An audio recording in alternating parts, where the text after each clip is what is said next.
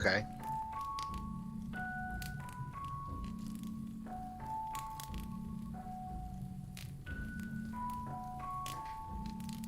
I'm still loading.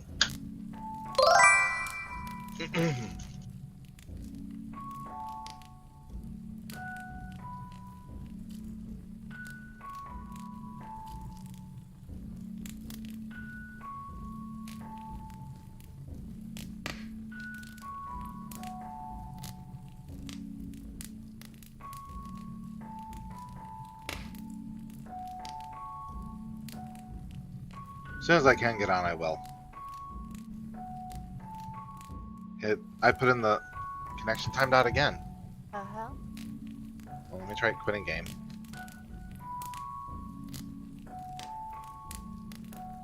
I'm not in game.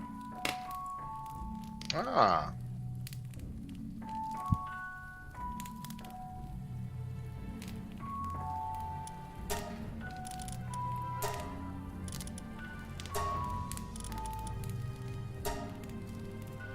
That will be a new invite code, or? I'm sorry. Why is my... Good inactivity, or what? I don't...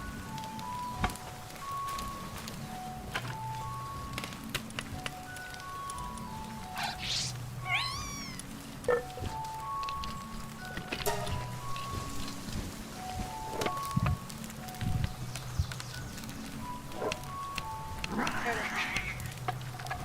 But was it you? It was...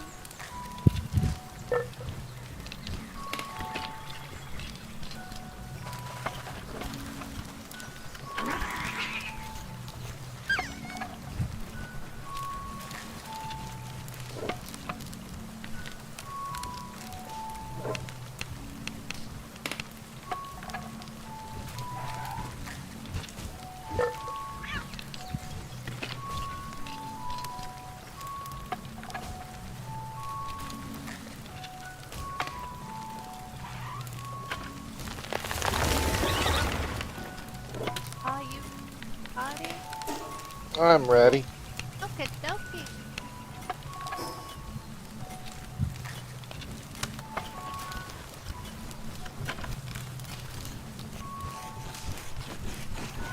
Okay, dokie.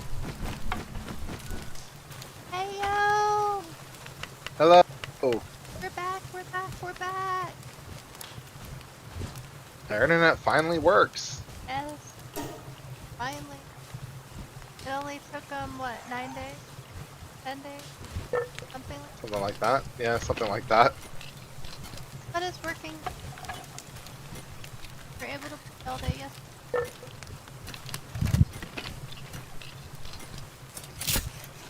And it's worked. Started today. So I'd say it's working. Start is gonna be, but shoot. Eventually. Eventually. Sooner or later. Sooner or later. No rush on her. No point in running. Nah. So it's just Fighter and I. Mm-hmm. Which, speaking of, where are you? I'm heading north. I'm way up there. Like, I'm honestly way up there. Oh, wow. You're at the Tower of the Free Palo. Yeah. Mount Floppy Summit.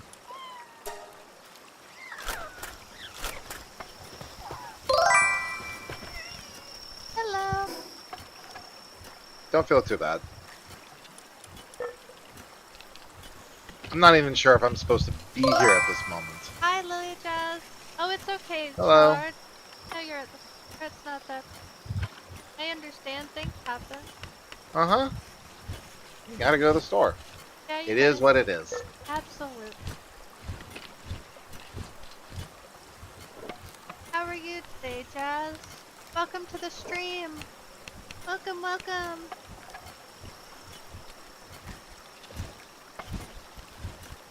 I am great. I'm back from having some internet difficulties because they decided that they were going to have an outage on me. It's better. It's better. Let's knock on wood here. Knock on wood. I was going.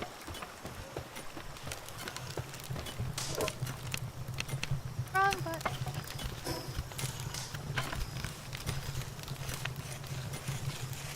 Are we wearing the cold weather gear? Oh, I got a thermal undershirt on, so I'm good. But knock on I wood can- is doing better.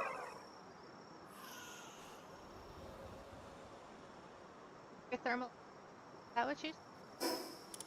It's thermal undershirt, actually.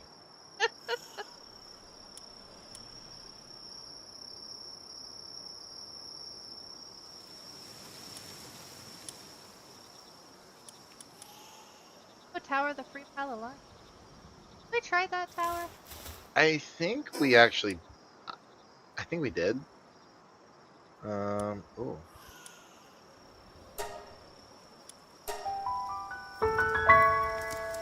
Jazz, I am doing.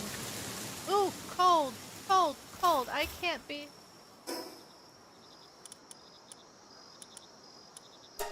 I'm taking.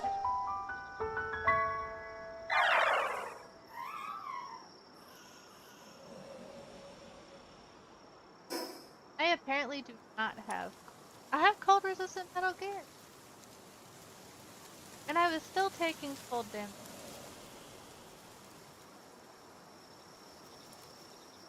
I guess it's not cold resistant.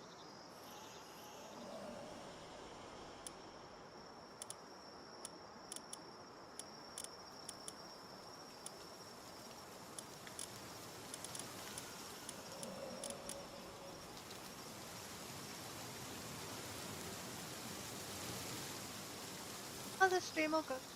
Okay. Well, thank you for the lurk. I always appreciate.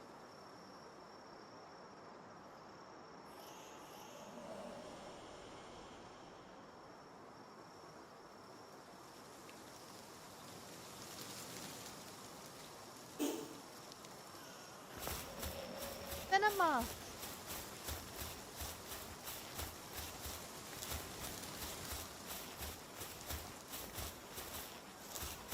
Oh, they're so pretty. Cinema.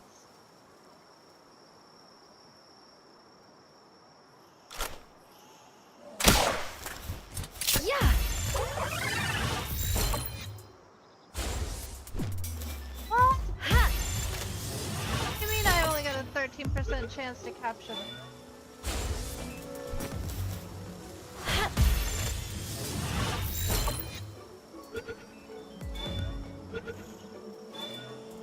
Got one! That's Ooh, good. and he was a mine foreman.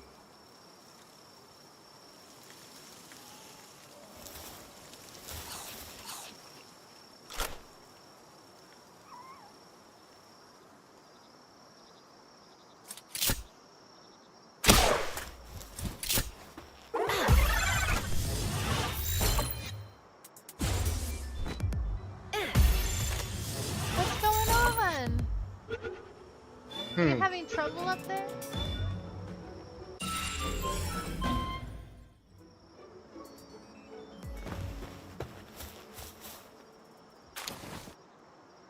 So one of your people has to.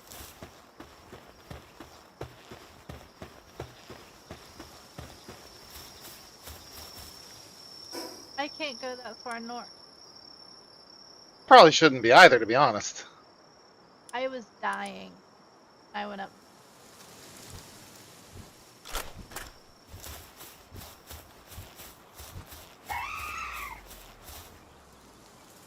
I pissed off Gale Claw.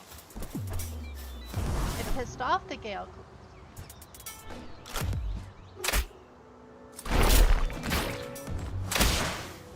Dare you spit on me? It spit on me! Ew. Ooh. Me. What? Get on me. That's your own problem.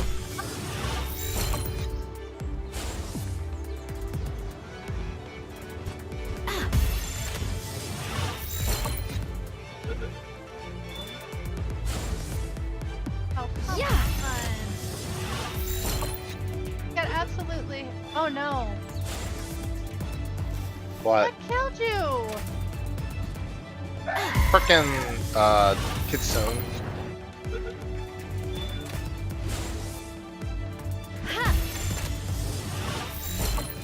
Now see, that's why, you know. I said I wasn't 100% sure I should even be here at this point, but I am. Too cold. That's why us Floridians need to be south. We don't do well with it. Oh, I leveled up! I leveled up.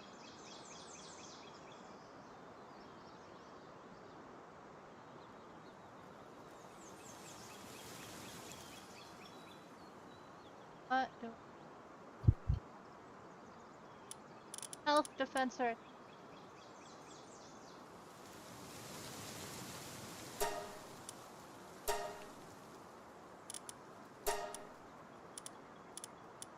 Ugh.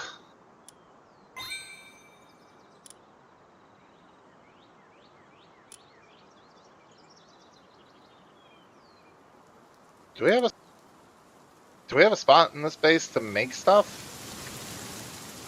One. The one way up here? Iron base or the The iron base.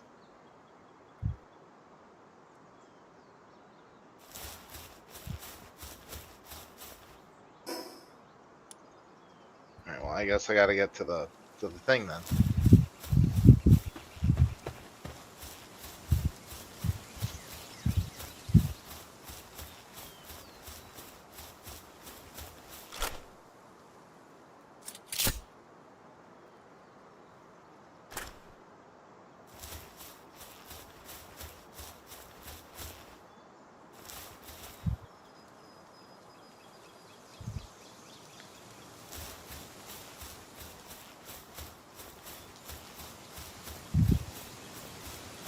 Tetris. Uh-oh, a visitor is heading. It's not a uh-oh. Why do we have so many pals at the iron base cutting down trees? Can I just tell you that? That computes. Okay. I don't know. Like I don't see any pals mining iron, but I see all of them cutting down trees.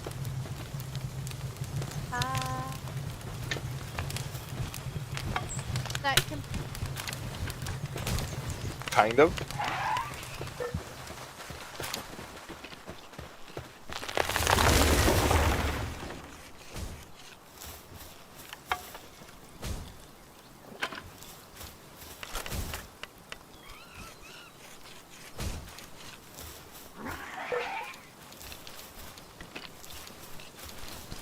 Have flour. Flour. Bread.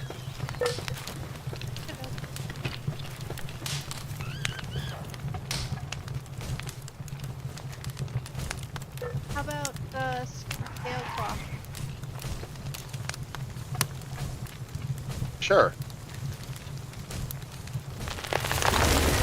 Yeah.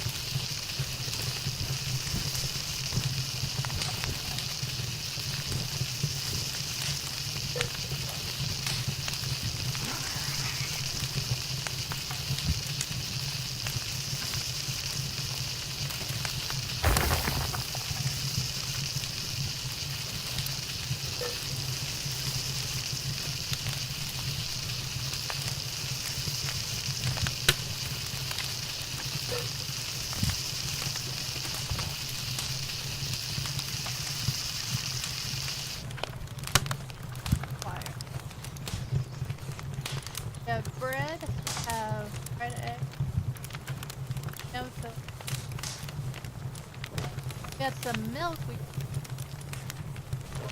There's a cow up at the other base.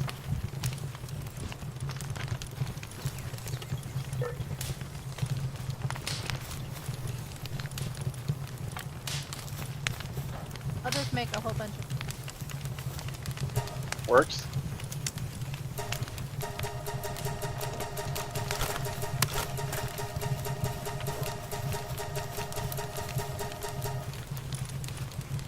Actually, probably jam-filled ponds would be.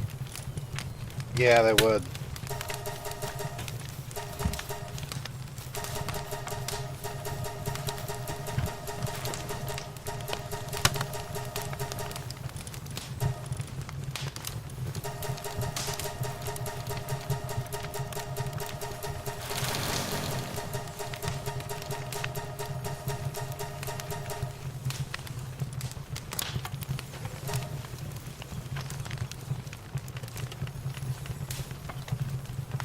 Nobody's cooking.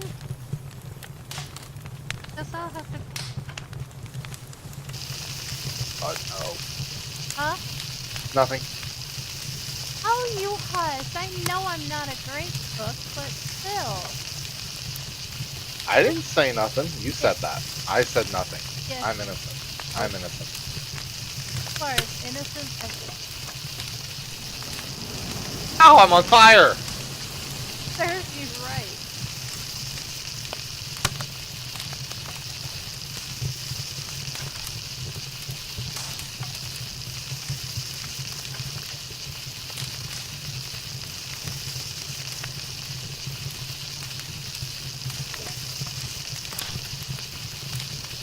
You are as innocent. Great as. Wow, he ain't even here to defend himself. Uh-huh. We all love him.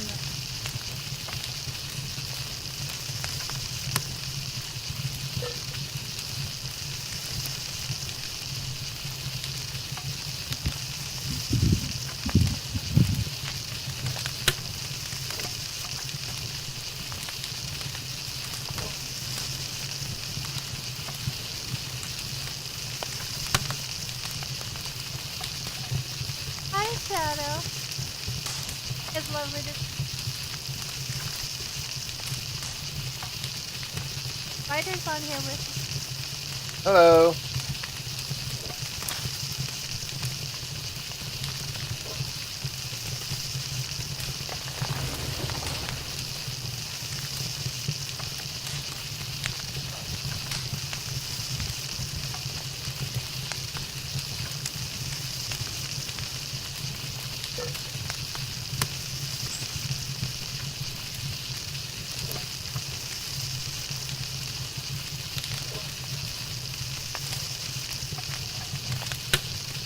So yeah, I'm cooking a little bit. I want to let. Mm-hmm. Oh, it's cooking up. Oh, I didn't. So where did you? I'm just down here, down by the bottom, killing chickens and lambs. Actually, I heard that they penalize you. Random cows. What?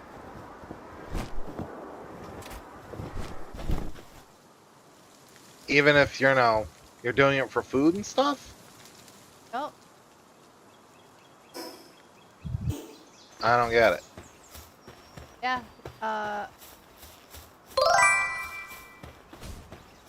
Hi, Jean.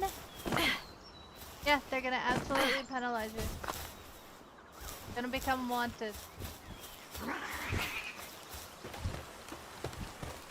Honestly, as many times as I've been to that one island, that would be about right.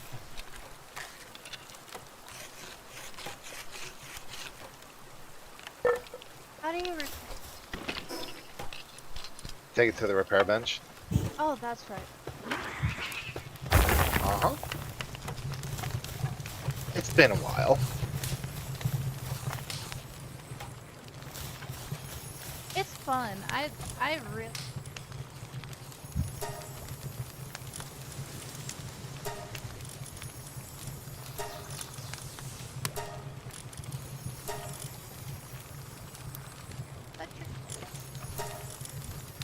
think there's some in a box.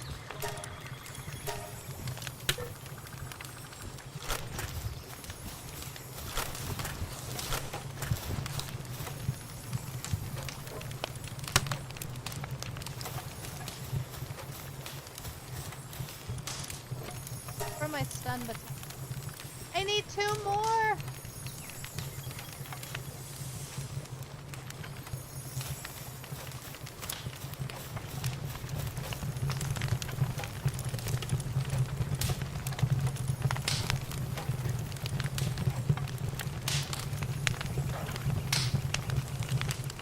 I'm gonna roll this little guy off this cliff.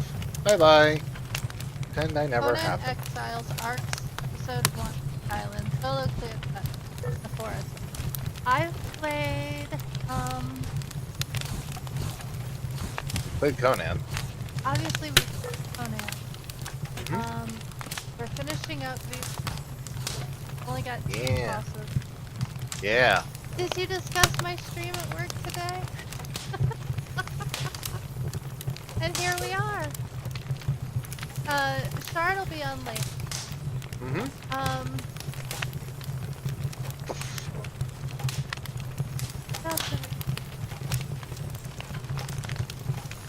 Oh, we're starting Enshrouded. Really need to put that on. That's a good game. Wow. That's yeah, and Shroud is a lot of fun. We've played it, but we haven't done a whole lot in it. I love the fact that, at least as of the last time I played, you can actually customize and like, if you want to build if you want to make a cave for yourself to live in, you can do that. Enshrouded is. It's good. I love Enshrouded. I love the way.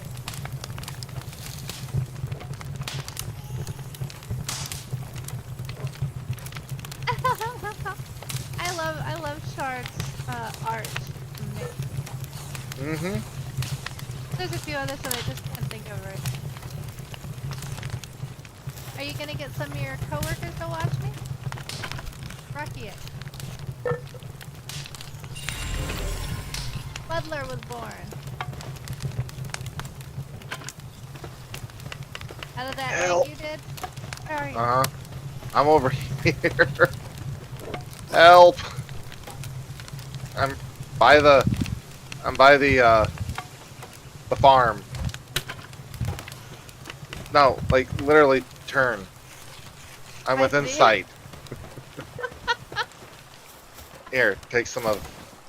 Hold on, how do I drop stuff again? Oh yeah, there we go. Drop. There. Take that.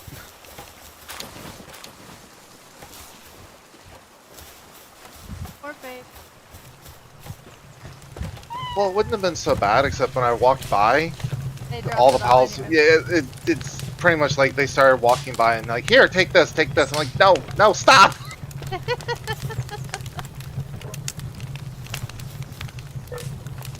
Just ignore him.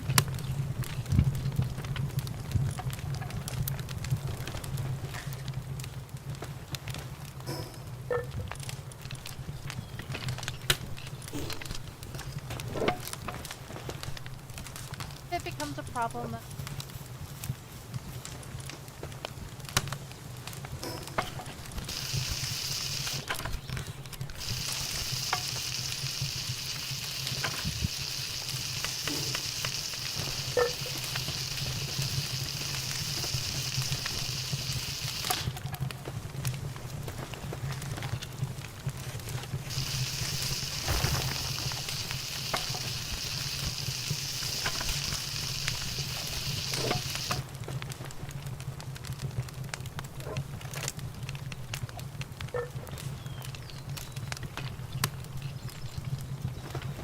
Where do we go?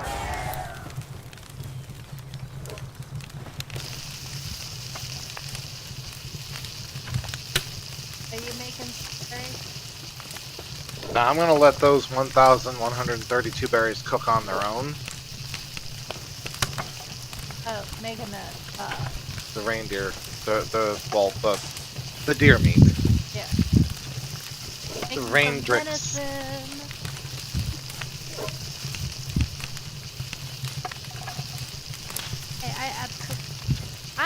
not a venison fan, let me tell you. I like venison.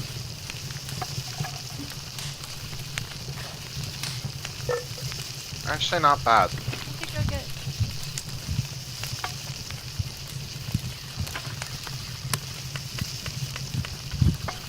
Ordering. I might.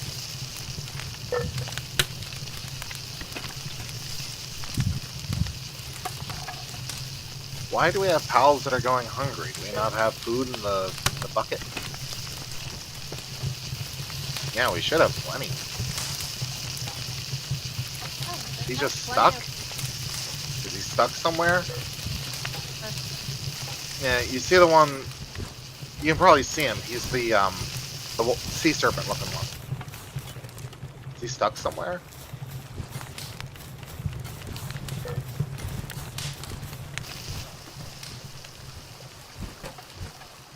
He might be stuck on something. That happens on occasion. oh. Yeah, that's the best way to fix it.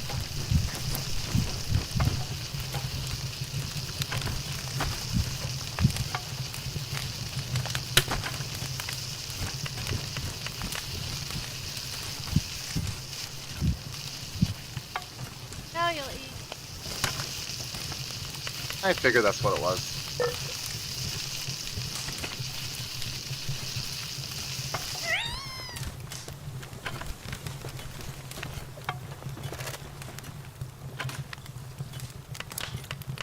I don't have many. No, you actually don't, do you? I'm trying to run. There you go.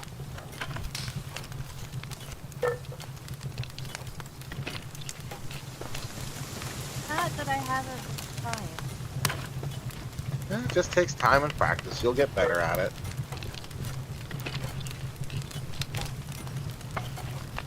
I need to gain.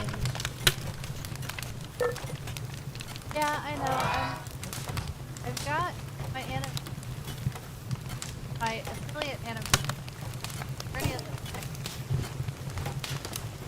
So I'm hoping.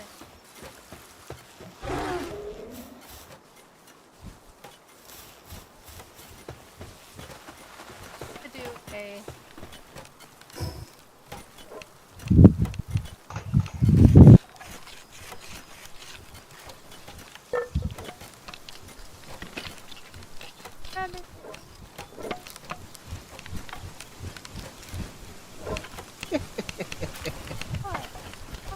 You're just yeah. I'm laughing with you, not at you. Nothing You're totally at me. You're a nut. But I love you.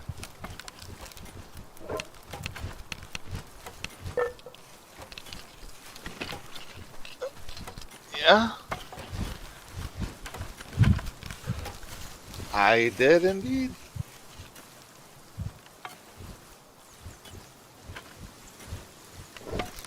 30th. Friday. Oh, good. That'll be my option.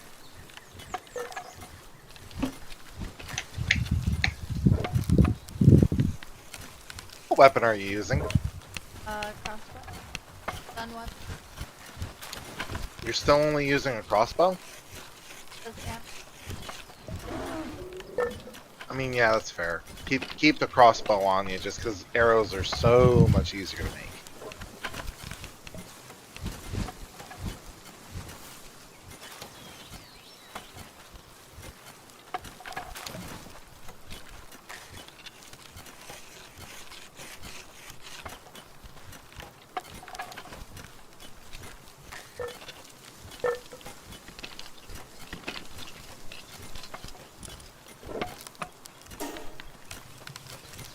That's why I'm using. I don't have the big. I prefer the crossbow. Mm-hmm.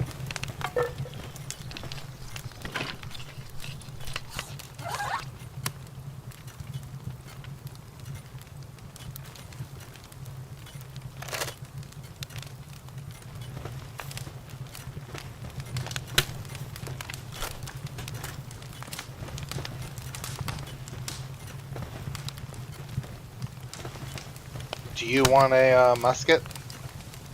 Yeah.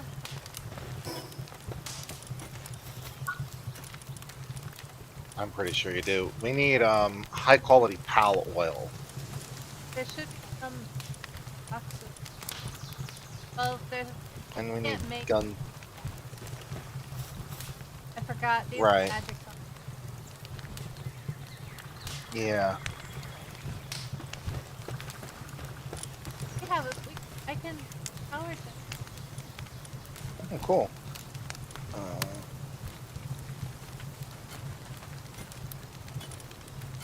Might want to start making.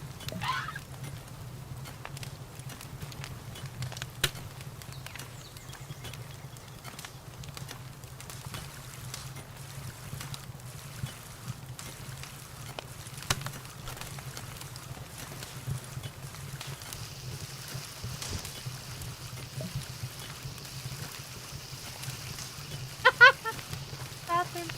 Not the resort.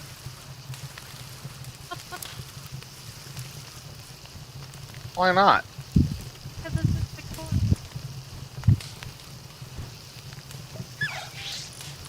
Well, it's cool if they let you make it. I guess. I know. Yeah, I like. I'll consider making a avatar that has long hair.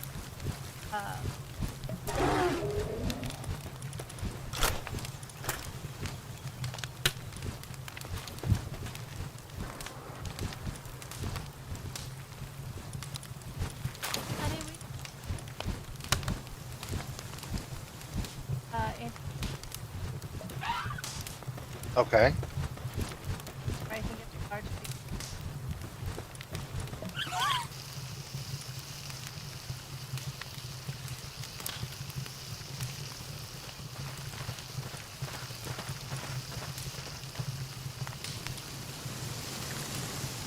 Should be easy enough to do. No, no, no, no, no. What?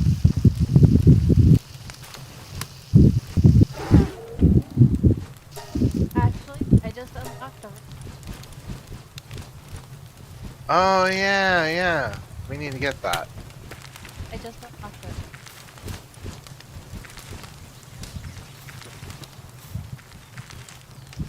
I need 20. I need 4. Um.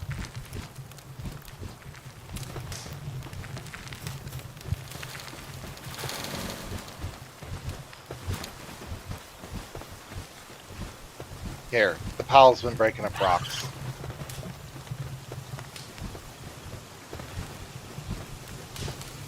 And there you go. That should be enough, right? Probably.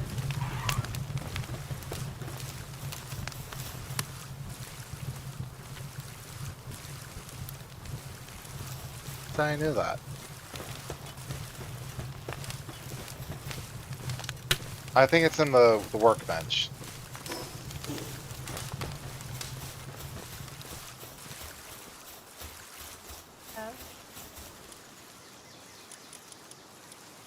Oh yeah, Ring of Mercy. I'll go ahead and start crafting it. Crafting. Ah, damn it. What? Craft one. Well, no, go ahead and finish the crafting and grab it. Well, we both want. Yeah, but I don't need one right this instant. That's why I said go ahead. Well, just take it. Go on, go craft it. It's over here. See? Ring of Mercy being crafted. Go on, take it.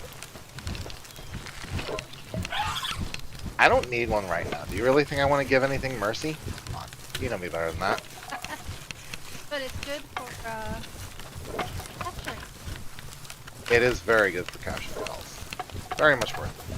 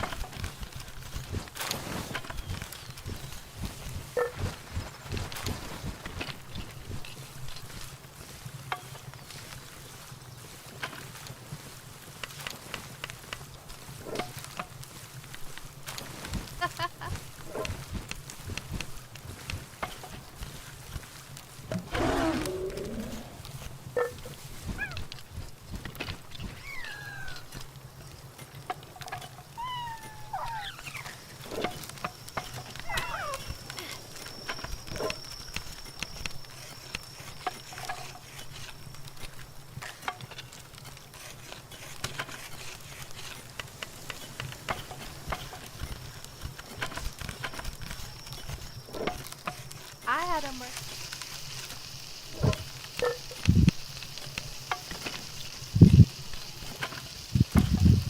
Ask Spider. We bosses. Yeah, we were. Had to fix a few things around the house.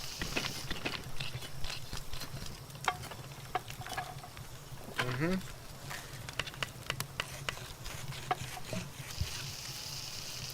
Take a day trip. Yeah, it was fun. I got to.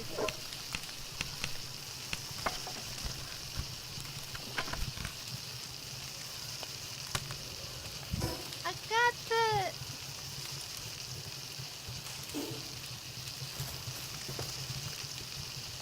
Spider had a honey. Nope. Whatever. What? I had the honeydew list? Oh, Uh-huh.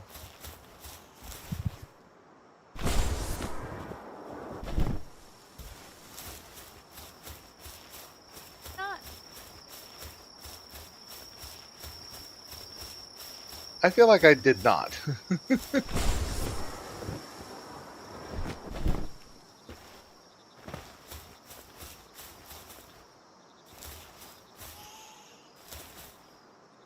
How well this ring. Should work pretty How's well, that? Is from what I that better? understand. Almost home, yay! No shame in those. See, there's no shame in having a honeydew list. Huh.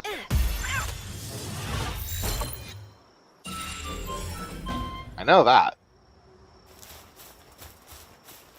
I just moved my microphone down. Where I find these.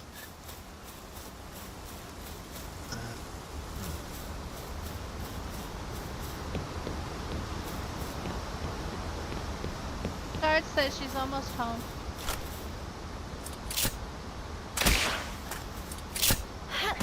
Oh yeah, this Ring of Mercy is helping.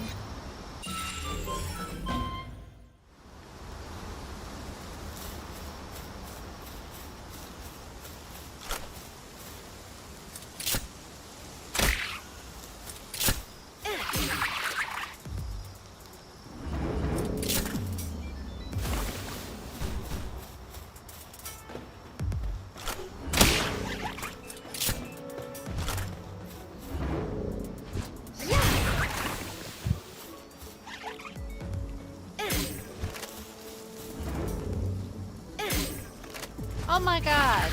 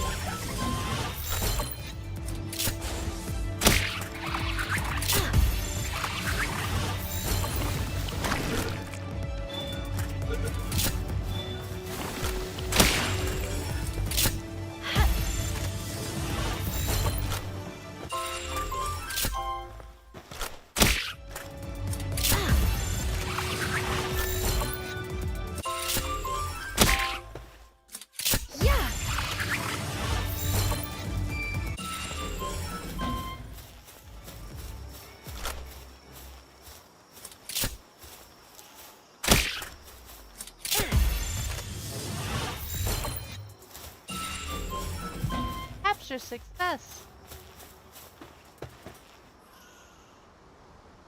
I want to condense them.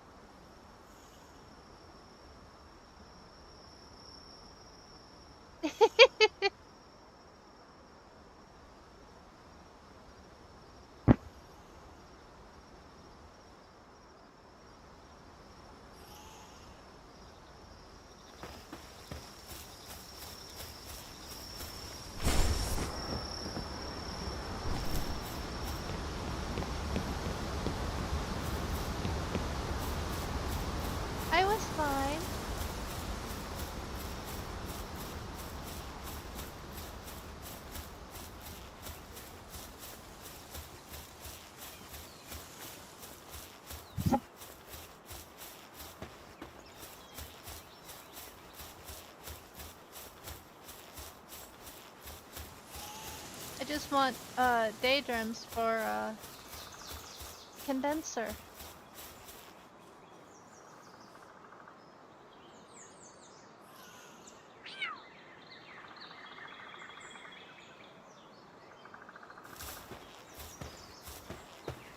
You want to squish them together. Uh-huh.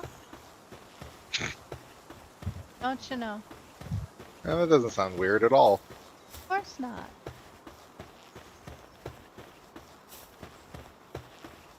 No worse or better than Slime Rancher. Have you ever seen that play?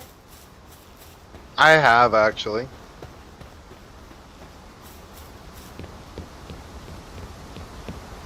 I don't own it, but I have tried to play it. It is a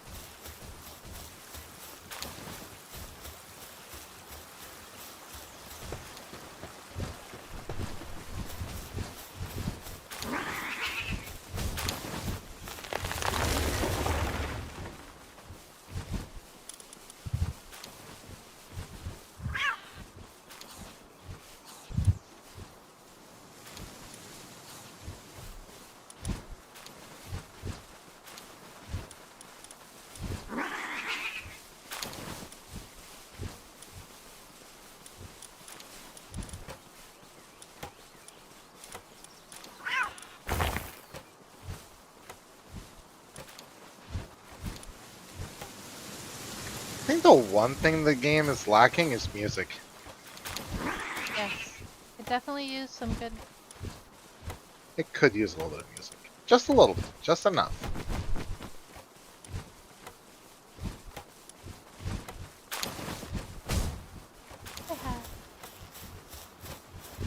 You know what I keep trying to do, Fighter? What's that? Hitting spacebar. Spacebar is jump. I know. But what is spacebar in Beat Rising? Oh. Signs have been playing one game over another for far too long. Uh-huh. Yeah, that's the dodge. Uh-huh. It also sprints you forward. Now, when you're aiming, you want to hit control. I know. Hello.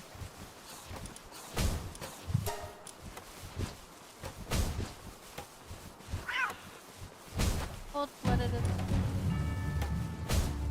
Where is...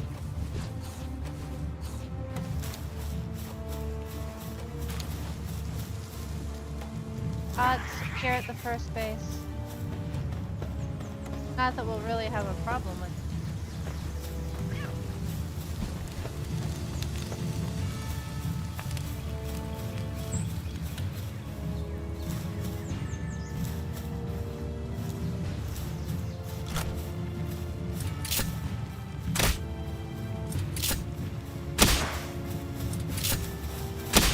Wow, these guys are hardy. Up.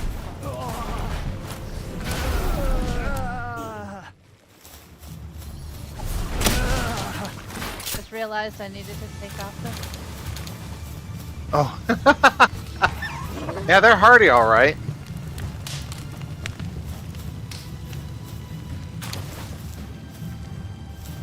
Do you got it, or do I need to come back? I'm no. right at a teleporter. I'm You got it? There's only Okay. 2 more alive, and they always get stuck there. Gotcha. I know what you're talking about. But yeah, you will become wanted with the Free Pal Alliance. And every time you kill a pal, and you will have the wanted.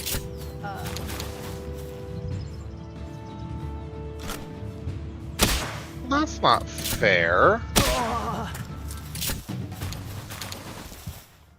Some people don't- are actually upset about that. What? Because whether you're, what is it?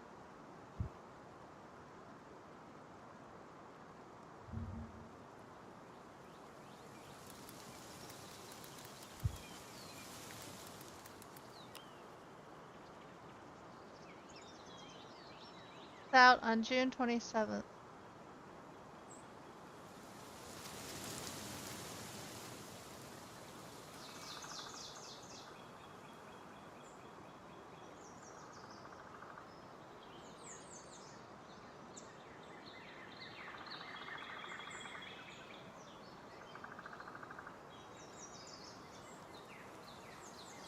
I can't wait for the expansion. Well, that's what this is coming, you know. Music would feel out of place though? No, I think music would be good. Just a little bit of ambience. It's a new island, Uh-huh. new pals, although there's no official details on them. A new raid, Mm-hmm. a new stronghold. It's an new oil rig stronghold. New faction and boss. Yay. That oil rig.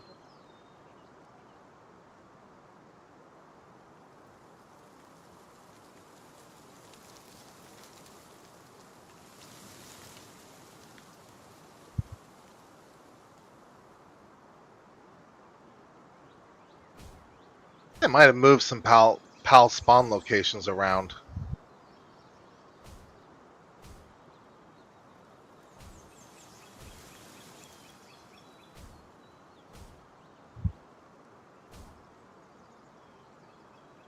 I don't see where. You know, I say that, but now I can't find where I saw that. It could be something that they're working on.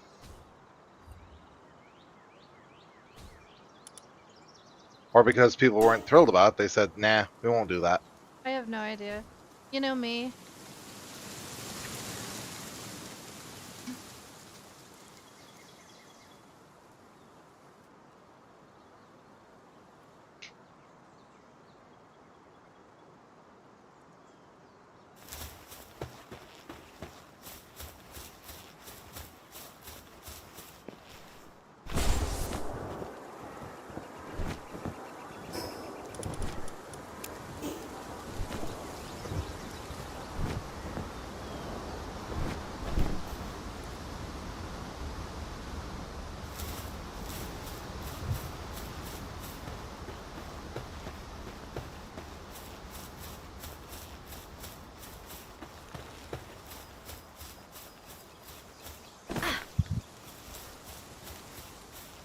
Oh my goodness, guys. So, Spider and I went Cedar Key yesterday. Mm-hmm. And we figured, okay, we're gonna go for a date.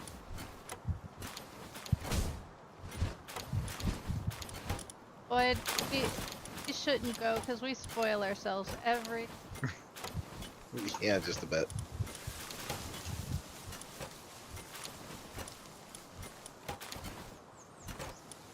It was good though. I had a blast. I did too. Ah, absolutely.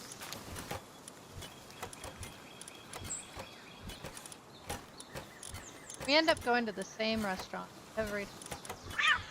Yeah, we really got to go to someplace different. Not that I don't love that restaurant, just, you know.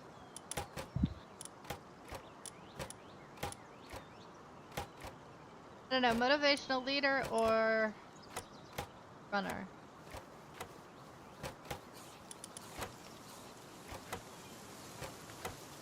Which one is better? Um,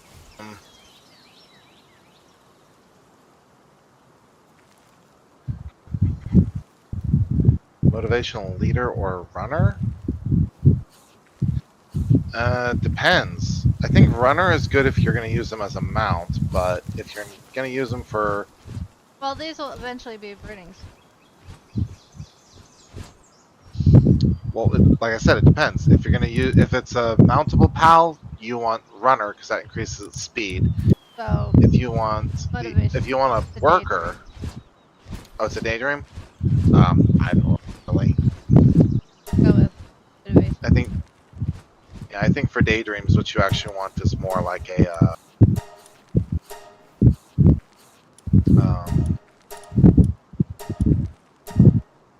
oh, whatchamacallit? Holy blanket.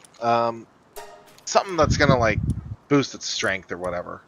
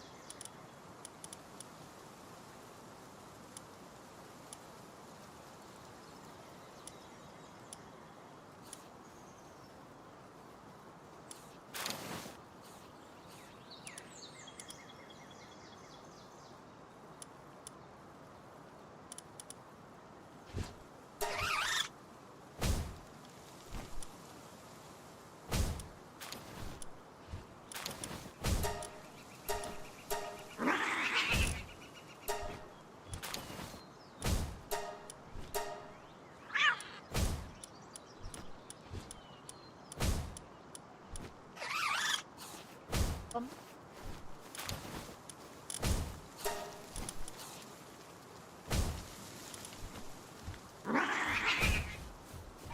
she said that she's almost home, so I would, maybe half an hour.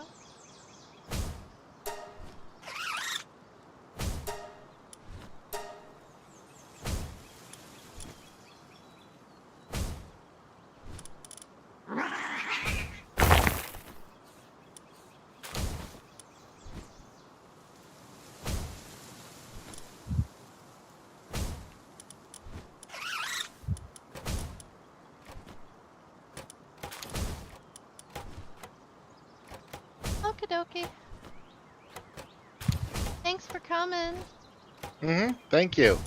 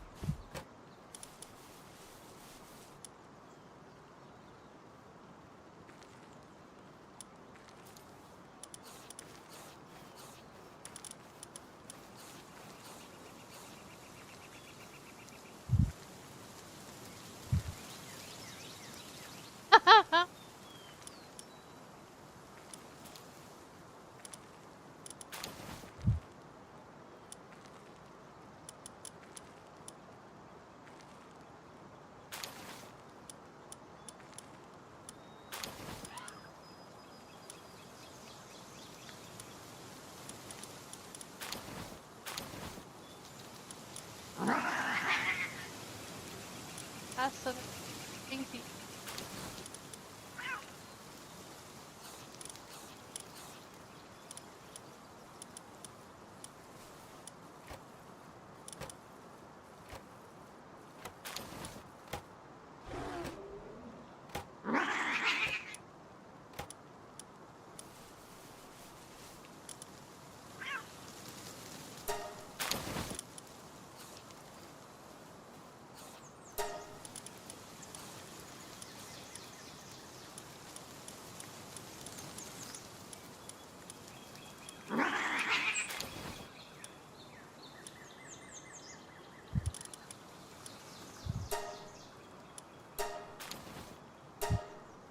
Huh, now you don't have to wait until you have 4. You can condense as you go.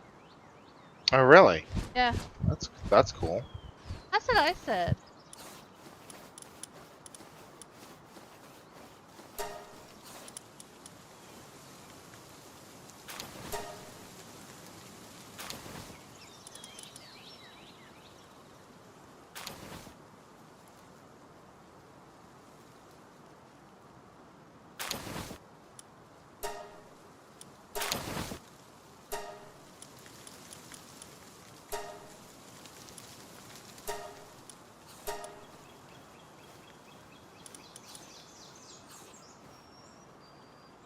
I chill it. My boss chill it.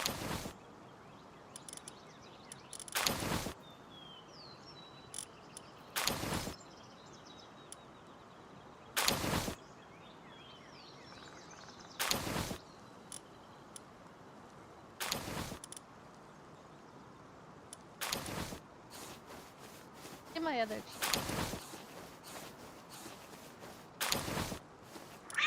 Oh, there's my.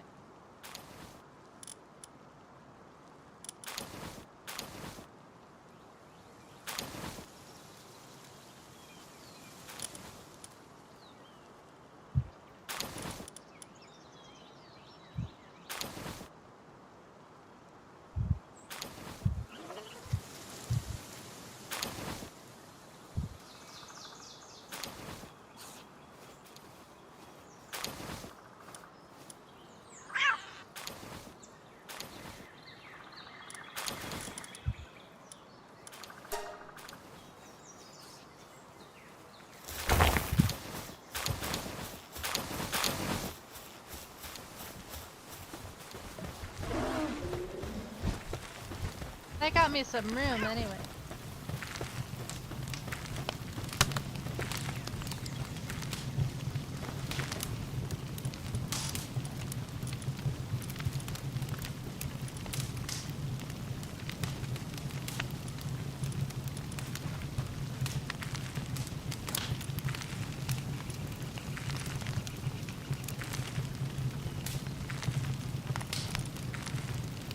Oh, wait.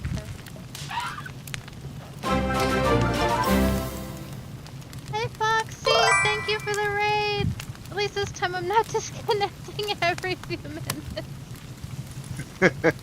Thank you very much. Thank you, thank you! Yes, it did! Yes, it did! Thank you, thank you! Welcome, raiders!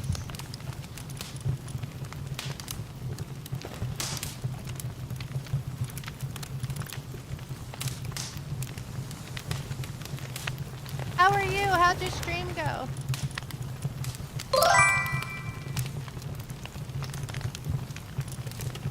Well, hop to you too. Hop! We gotta hop, Fox, fighter. The raid worked. Hop, hop, hop. As long as I don't say anything, I can avoid saying hop, hop. Nope. Hello. Hello! Yay! Shark's Hop. here. Sorry. Nothing to apologize for, Oh. honey. Hop. Well, Good. it's just one of those. You know how you think you've got time all placed out correctly, Uh-huh. and then you're like, yeah, I got time, and then all of a sudden you're like, oh, wait a minute, I fucked that all up. Uh-huh. So, because my daughter works nights, but she doesn't. On Thursday, she's home early, so she stays up late to play her games that she doesn't get to play. So I was like, oh, I'll let her sleep in till 10. And then I got up at 10 to get her around. We didn't get out of the house till almost 11. So I was like, it's just all not going the way it's supposed to. They all need to stop that. But yeah, so. It happens. But I'm getting on right now. No worries, Hop. And then like you're sitting there like, oh, you know what I forgot? I forgot that I need to set all the shit up to get on. Because I should have turned on my computer while I was wasting time earlier this morning, thinking I had time to waste because I was in the garage and stuff.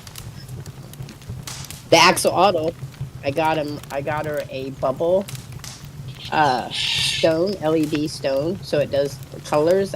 We're not sure she likes colors, so we only leave it on for like, a couple of hours a day.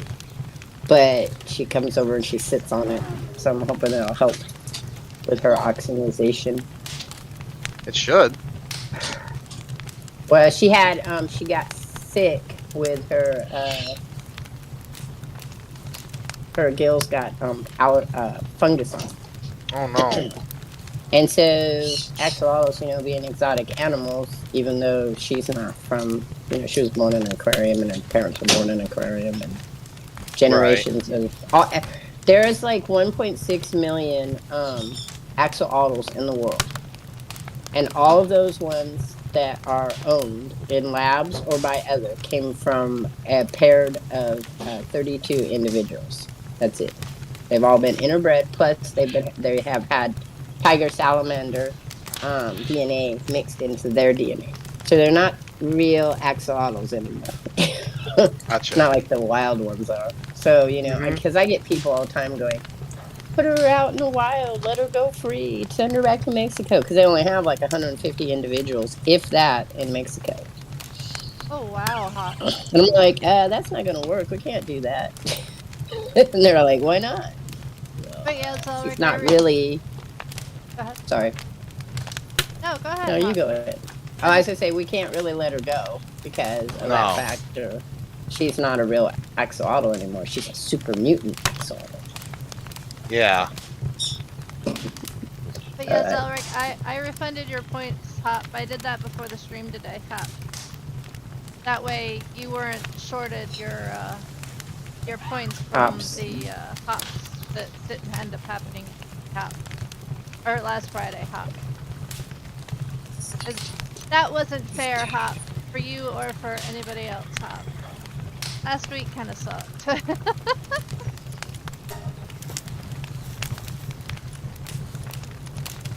I know you did, Hop. Why do you think I'm hopping?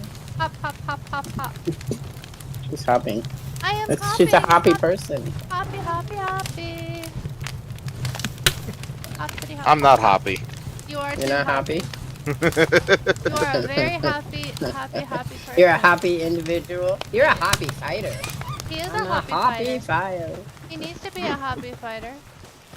He's not going to be a happy fighter after the stream tonight. Oh, it all comes Well, down now.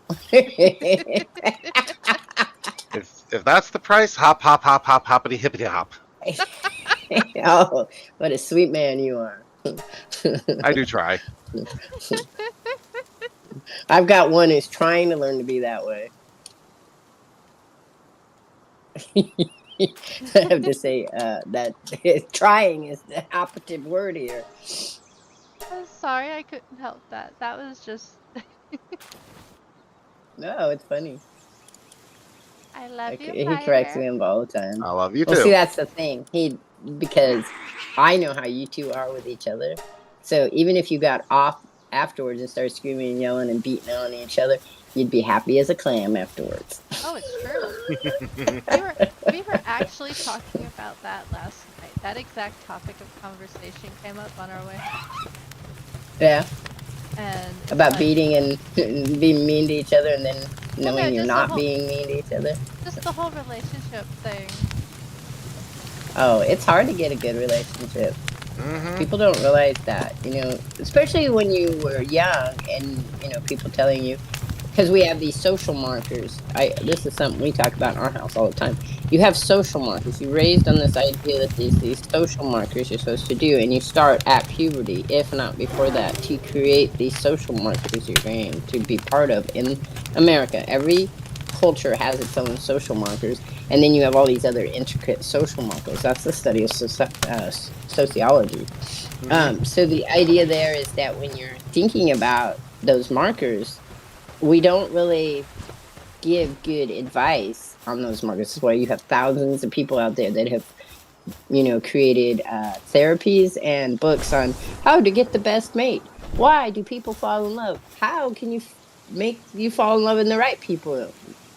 Me and my therapist were talking about was that love is so weird because it's one of the things that's the most studied in psychology is love, because there's no way to really figure out how the human brain deciphers it, decides it, and can continue it. And then they know all the different. What they do know about love is you have all these different types of loves. And they also know that human beings have the ability, even though most people don't want to hear this, they have the ability to love more than one person, because otherwise you couldn't have children. You would kill your husband. You'd be a black widow and kill him because you couldn't do both. And some people can. That's why a divorce happens so frequently after a baby has been introduced into the household, wherever it comes from. Even if both parents were so into the idea of having children, because it's unique to each person, but there's markers in that. The relationships are the same way. Each person has their own expectations when going in to a relationship, and then when they're thinking about it and they're in the relationship and it doesn't work the way they imagine in their head, that's when people have a hard time adapting. You guys have adapted very well to each other. And that's hard to do. Part of that, when we went in, we got engaged, what, a year? Just about a year after we got together. We A didn't little bit more than a year actually, but yeah. not too much of. No. We didn't get married for about 6 years after that. Yeah. And between those times, we lived together, we lived apart, we lived together, we lived apart, and we learned each other's. Not for any other reason than just circumstance. Yeah. Right, and money is another one. Yeah, money and circumstance. Money Those comes are the. out of. But I will say I don't regret not marrying him for some time. I learned a lot about him. Learned a lot about me. He learned who I am. That's what happens when you live with people. He learned who I was without the, if you don't mind me using the colloquial term, without the makeup on. Right. Well, that's the other thing that people have a problem with is that in some cases, because I had a friend. Okay, so I had this friend. We're not friends anymore, so it don't matter what I say about him. Him and I were very compatible. Like we were best buddies. And everybody used to tease us and say, "Oh, you guys should date. You should go out," like that. And he was like, "No, she is not my ideal mate." His ideal mate was Barbie, literally, and that's all he talked about. He wanted a short woman because he was only 5'3", so she had to be a little shorter so that he didn't feel his shortness, his shortness problem. But everything else we got along perfectly fine. He loved my kids. He'd get me he bought me a bicycle so we could go bicycling together. Even though he could out bicycling me, we'd go hiking together. He helped me. I was a big hiker before I got really sick. And we'd talk about that. We were in a guild together. We hung out with the same people and everything. Until he found his Barbie, and then that was it. He didn't know me no more. So, in the hindsight, it's probably a good thing that we did not hook up, because after the makeup, I don't wear makeup, of course, but after the makeup would come off, after that person that you have that you introduce to other people, trying to get them to like you, because that's what we do. Even though it's not that we're asking for approval. We want to be the best we can be to get somebody interested in us. And then once you get past that, though, and there's the honeymoon phase, as they call it, is over, and you find out that you really don't enjoy that person's choice of clothes, or you don't really want to hang out with their friends or things like that, then you realize that, oh, wow, I don't know if I could do this for the rest of my life, which is one of the reasons I don't believe in marriage anyway, but I do believe in vows. So if you're going to take a vow with somebody, you need to make sure that person, otherwise you're going to go around breaking vows all the time. And as a pagan, that's bad. You don't, if you break vows, you're going to have bad karma and things aren't going to go your way anyway. Well, you say there's 3 stages. There's the puppy love, which you get usually when you first start dating. You're in that in love phase. Yeah, we had that. We had the puppy love. That phase that's actually quite similar to psychosis. That is true. I will do anything for you. The Romeo and Juliet feeling. Then you get you're married. You have that honeymoon phase, and and then you're actually married, and you settle down and everything, and you get this. We were talking about it yesterday, how we were, how we'd missed having dates and that kind of thing, and that, we're always on a date. That's kind of the way it is. That's a good way to look at it, though. We are on a perpetual. That's a good way to look at it. So when you take psychology, to become a therapist, so those classes when you go in for a master's degree, you have to do couples therapy, and then you have to take a few classes on something that will be geared towards. Now, I didn't have to because I had already taken the psychology of love and the psychology of marriage of relationships. But it's called, originally in the 80s it was called psychology of marriage. It has thus gone to the psychology of relationships, and it says the exact same thing you said. There are stages of love, and if you can complete all the stages of love, then you're probably going to be with that person for most of your life. But the problem that occurs for most people is there are the change of life. people have a hard time with that. So when you hit, for men, when they hit around between, I'm going to give you a ballpark figure because I have met people who've hit it really young, and then I've seen people that don't hit it till they're like in their 70s. When your hormones start changing in your body, like drastically, because they do it in men and women, there becomes this huge disconnect between what your brain knows and what your body feels. So a lot of men can't deal with it because society doesn't address the issue. They make a lot of fun of it. And so the stereotypical concept is men are going to run out and get a young wife, a fast car, and do a lot of shit they didn't do when they were younger, or do the same things they did when they were younger to try to get that feeling back of feeling like they did when they were in their prime. Problem my is, God, most men's primes are at 16. Wait, you hit that a long time ago, dear. Yeah, but mine's different. I got to a point in my life where I'm like, basically I went like, there's things I want, material things that I want, and I got to a point I'm like, I'm a little too old for that. Don't give into that. I'm past the age where I should be interested in stuff like that. Then I got to a point where I'm like, I'm still kind of interested in it and I like it, but maybe a once in a while collector thing. Now I'm at the point where I'm like, I don't effing care anymore. I'm not getting any younger. If I want to spend like $200, like save up the money and spend $200 on a anime girl statuette, damn it, I'm gonna do it. Right, and he's not kidding. No, I'm not kidding at all. I got one right behind me. Right. So what happens is the brain. This is one thing they know about brains. Brains do not sense time.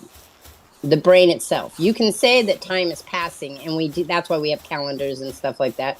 But the brain doesn't see any difference from being 45, just the brain, not the body, being 45 and being 16. It doesn't have that sense of passage. Even though time has passed, it's still, and that's why when people look in the mirror and they see themselves at 45 or 55 or 65 or for some men 70, and they freak out because they see their father or their grandfather and wonder what the fuck happened to my life, and they start panicking and they're like, oh my God, I only have so much time and I got to do all this stuff. And it's not that they have regrets. It's just that at that point in time, their brain is like going, well, we had all this time. We still have time. What's going on with you? What are you freaking out about? And depression is high at that point because people just can't connect with what's going on with their body, what's going in the brain. Happens to women as well. It's just different in women because the major factor for women is menopause. And so your depletion of hormones cause all kinds of different weird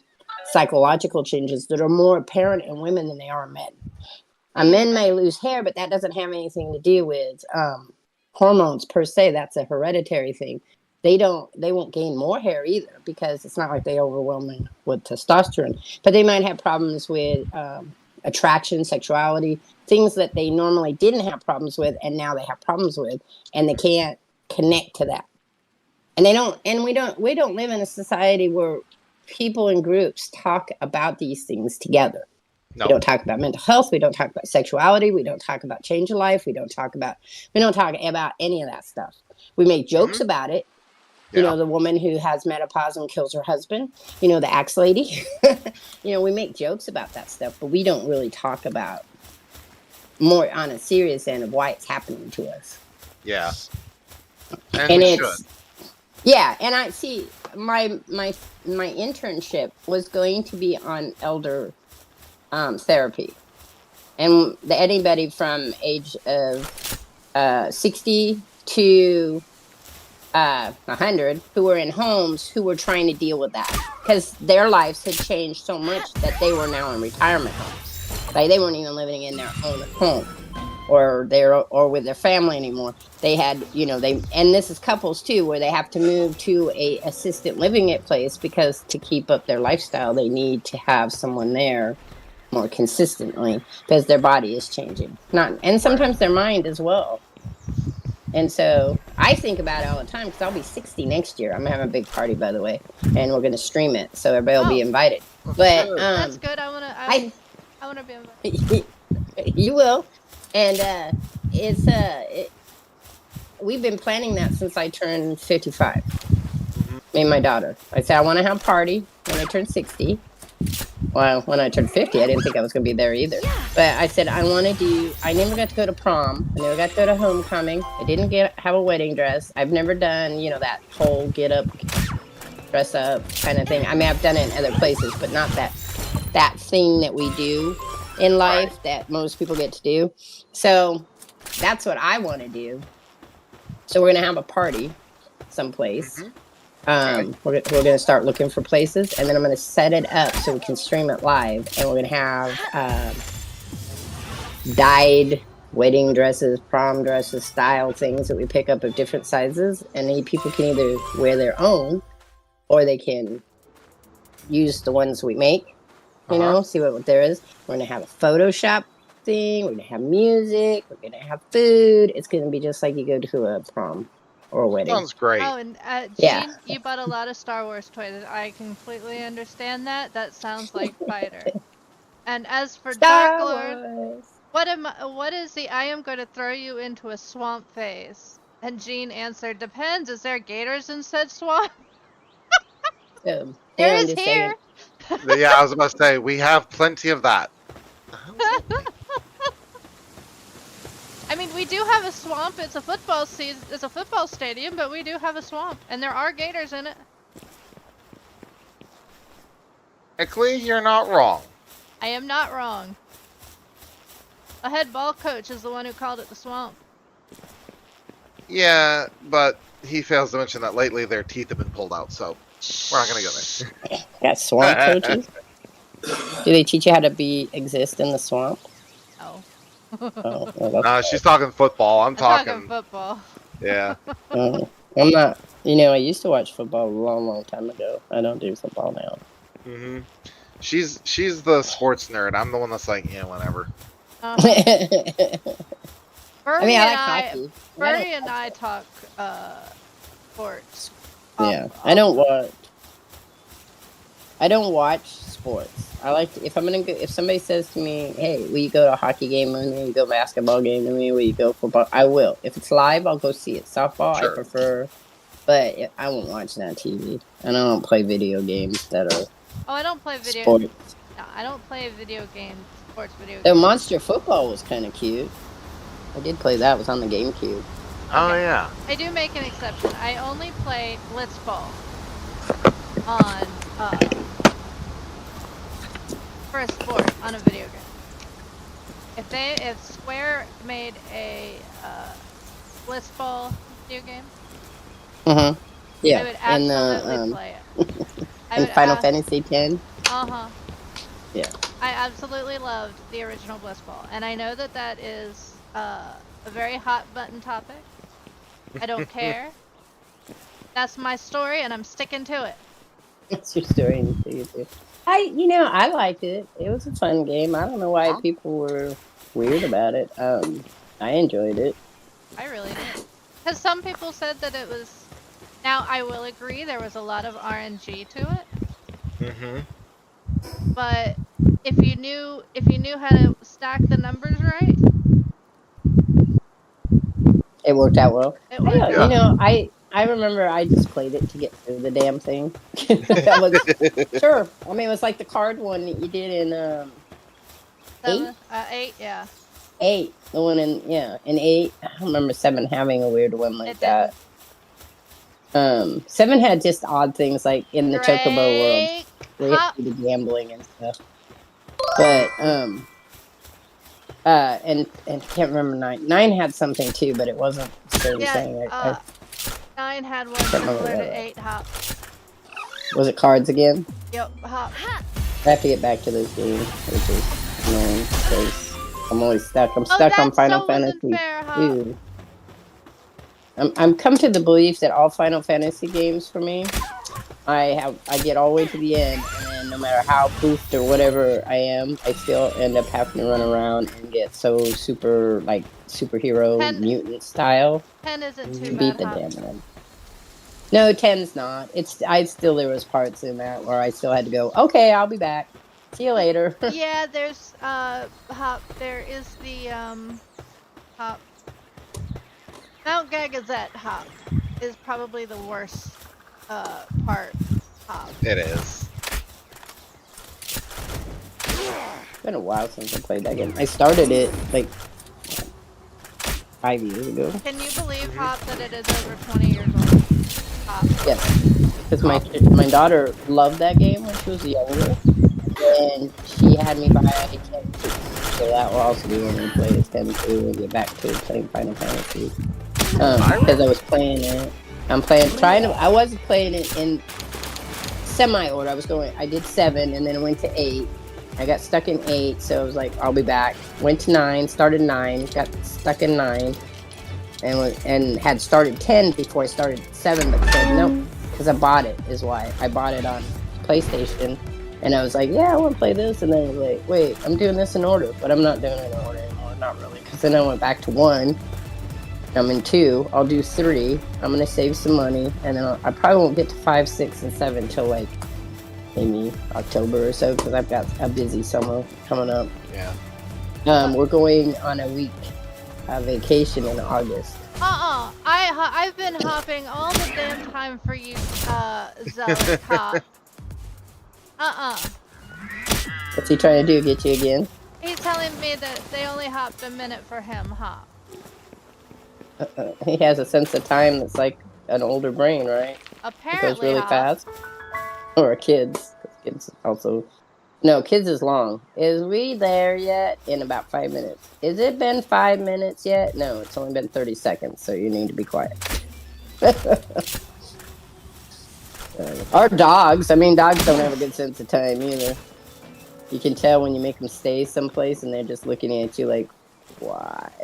I know, Why Hop. am I still sitting here? Why? I did not stop, Hop. I know it's only been 3 minutes, Hop. Okay, so I'm in the game, but I am picking something up, and then I will move towards where you guys are at. What are you guys doing? What is your choice of right now? activities? I'm just killing shit, Hop. Okay. And hopping around. And hopping around, Hop. I'm trying to remember to hop. I know hopping for you must be kind of problematic in the long term of things. Oh wait, I forgot I could fly. Hop! I can fly. You can fly. Yeah, and you know, summertime is such a weird thing too, because around July and probably August, people start coming back and watching streams, but in June and July, it's nobody shows up. It's rare, it's hot. And it's odd times. You're like, oh, why is everybody showing up to my 12 o'clock stream when nobody shows up? And then, you know, everybody's showing up at evening time when it's cooler is one of the reasons, I think. Yeah, I know. But, yeah. I know, Hop. It's so weird. Hop. I dropped 2 followers. Not that it's a problem for me. I just was curious that it happened after so long. I was like, well, that's odd.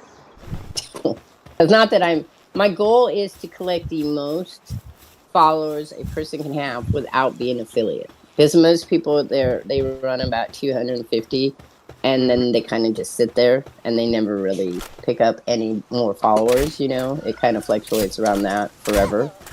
If they're not affiliate, like around 200 or so. Because you only need 50 to be affiliate. Right. And then, or 150. I see a lot of people, 150 is another one. Who are you? Oh, who are you?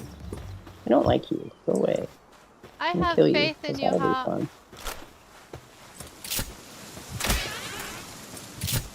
Oh, I took. But now that we have our new place, you know, there's a lot of outside stuff I'm doing. And then we also, we went to the lake yesterday. Favorite thing in the world to do is go to the lake. Love the lake. Take some pictures. I would live at the lake. I did. I just haven't posted it yet. Well, interesting enough, the lake we went to yesterday was the one that we camped at when we were homeless. She was all like, I want to go to the lake. My other daughter, my adopted daughter's like, I want to go to the lake. I said, sure. Which lake? I thought we were going to Dexter. That's about 30 minutes to 45 minutes out. She's like, oh, I don't remember the name of it, but it's just really near us. I'm like, I don't know what near us is Fern Ridge. And I'm pretty sure that's the one I camped at. It's a beautiful campground. Don't get me wrong. It's just when you're homeless in the rain, it's not something you want to do for 2 weeks straight. But and my daughter, because we're going on that trip, it's a week-long camping trip. She goes, I find this very interesting that we had said we were never going camping again. I said, well, we haven't for 3 years, so I guess we kind of did what we said. I said, but I think we're all missing it now. Like, she doesn't miss it, but she likes the ocean. I can't blame her for not missing it. Well, yeah, she doesn't like camping. None of my children really like camping. All my adopted children love camping, which is good. But my children don't. I love camping. I do too. I like it probably more as an adult than I did as a kid. Because as a kid, I always end up being subject to whatever my parents decided they were going to do. So like I had my own tent, my own thing. But if they brought somebody else came, I was the one they shuffled out. So I'd be like, thank you. So.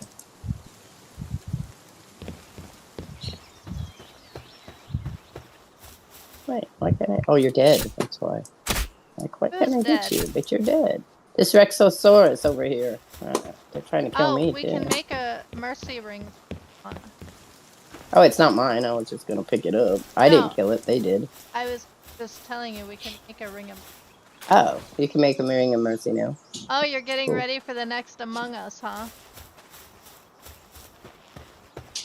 He seems to really like that game. Yeah. Because I know you're talking to Resident Drake. Yeah. It seems to be his game of choice now. It was a lot. We had a lot of fun last week. We can play that as a... I'm just going to tell you, I have it. So if you guys want to play it as a group thing, just let me know, and I'll play. I don't have a problem with it. Pippin got it. Pippin was the one that got me into it. He was all like, hey, we're doing a group thing. Do you want to play? Come play. And once a week, twice a week, they would do, everybody get together and play Among Us. But it's not like, it's fun when you play with people that you know. Yes. So that they don't get overly upset with you when you kill them all the time. Yes. Right. Because I have played... Yeah, Roger in the background. Yeah, I heard Roger in the background. Yeah, he would kill everybody all the time. And laugh like he's doing. Yeah, nobody would like it. I don't know. I think if you play with friends and they know you're an asshole, then it's okay. See? Trust me. Like, so I played this. I had that problem when we played Dead by Daylight with Genghis Ron and a bunch of some of his friends, and they didn't like the way I played, so they stopped playing with me. And it's fine. I get it. I'm not very good at video games, but I am very sneaky, so I never end, or they don't get to win, but I don't get to win. It's like a draw. Yeah. Like, ha ha ha ha. And they don't like that. To me, it's fun. We have fun because we had last week for community night. We had Gene, Drake, Zelric, Fighter, myself. I'm forgetting some. Oh, and Ruin. And you guys played Among Us. We had a good time. We had a great time. It was. But you guys also do a D&D, right? Actually, no. Her and I do. You do Fighter and I do. Yeah. Oh. Because that was something I was thinking that it would be fun to stream if we could figure out how to do, like I could do art and then play D&D. That would be fun if we could figure out how to do it. Yeah, and you could do something, I don't know. So I'm that's one of the things I'm working on is how to get do more art, like live streams.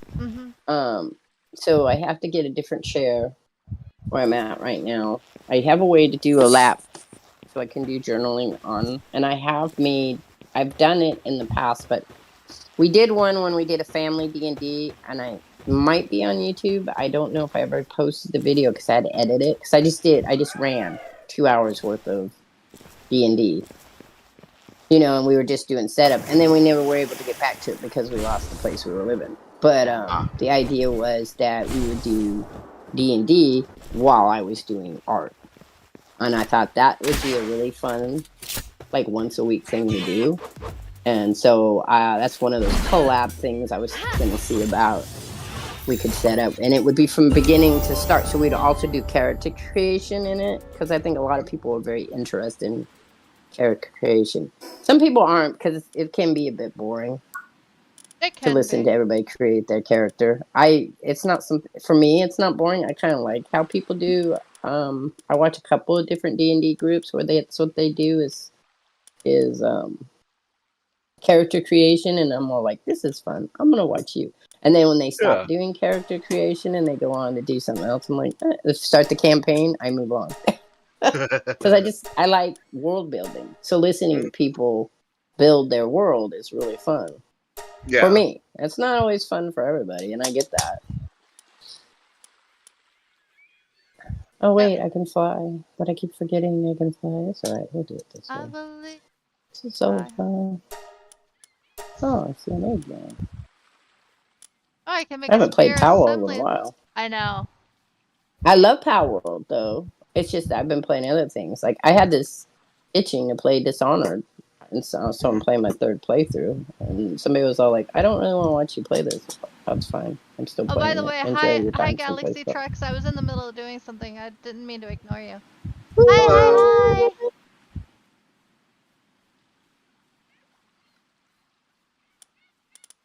Ah, shit. That's not what I want. I want this. Wrong one. I'm playing this game called, the Resident Drake got me, America Arcadia. It is a very odd game.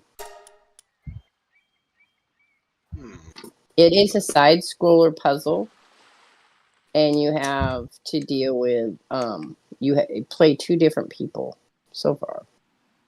One person is on the outside, and one person's on the inside of Arcadia, and you have to control them both kind of simultaneously. It's very hard to do. I think it would be easier on a controller. It says you should play it on a controller, but I think it would be easier for me on a controller. I had decided with my PC, I'm not setting up any controllers. I'm just gonna run PC stuff. If I can do it, I do it. If I can't, well, then I guess I don't play a game. I'm gonna buy a controller maybe next year. I feel like if you don't play it, that's just me, my opinion only. If I don't play the keyboard, I won't get better at it. I'll just keep, playing only on a console controller.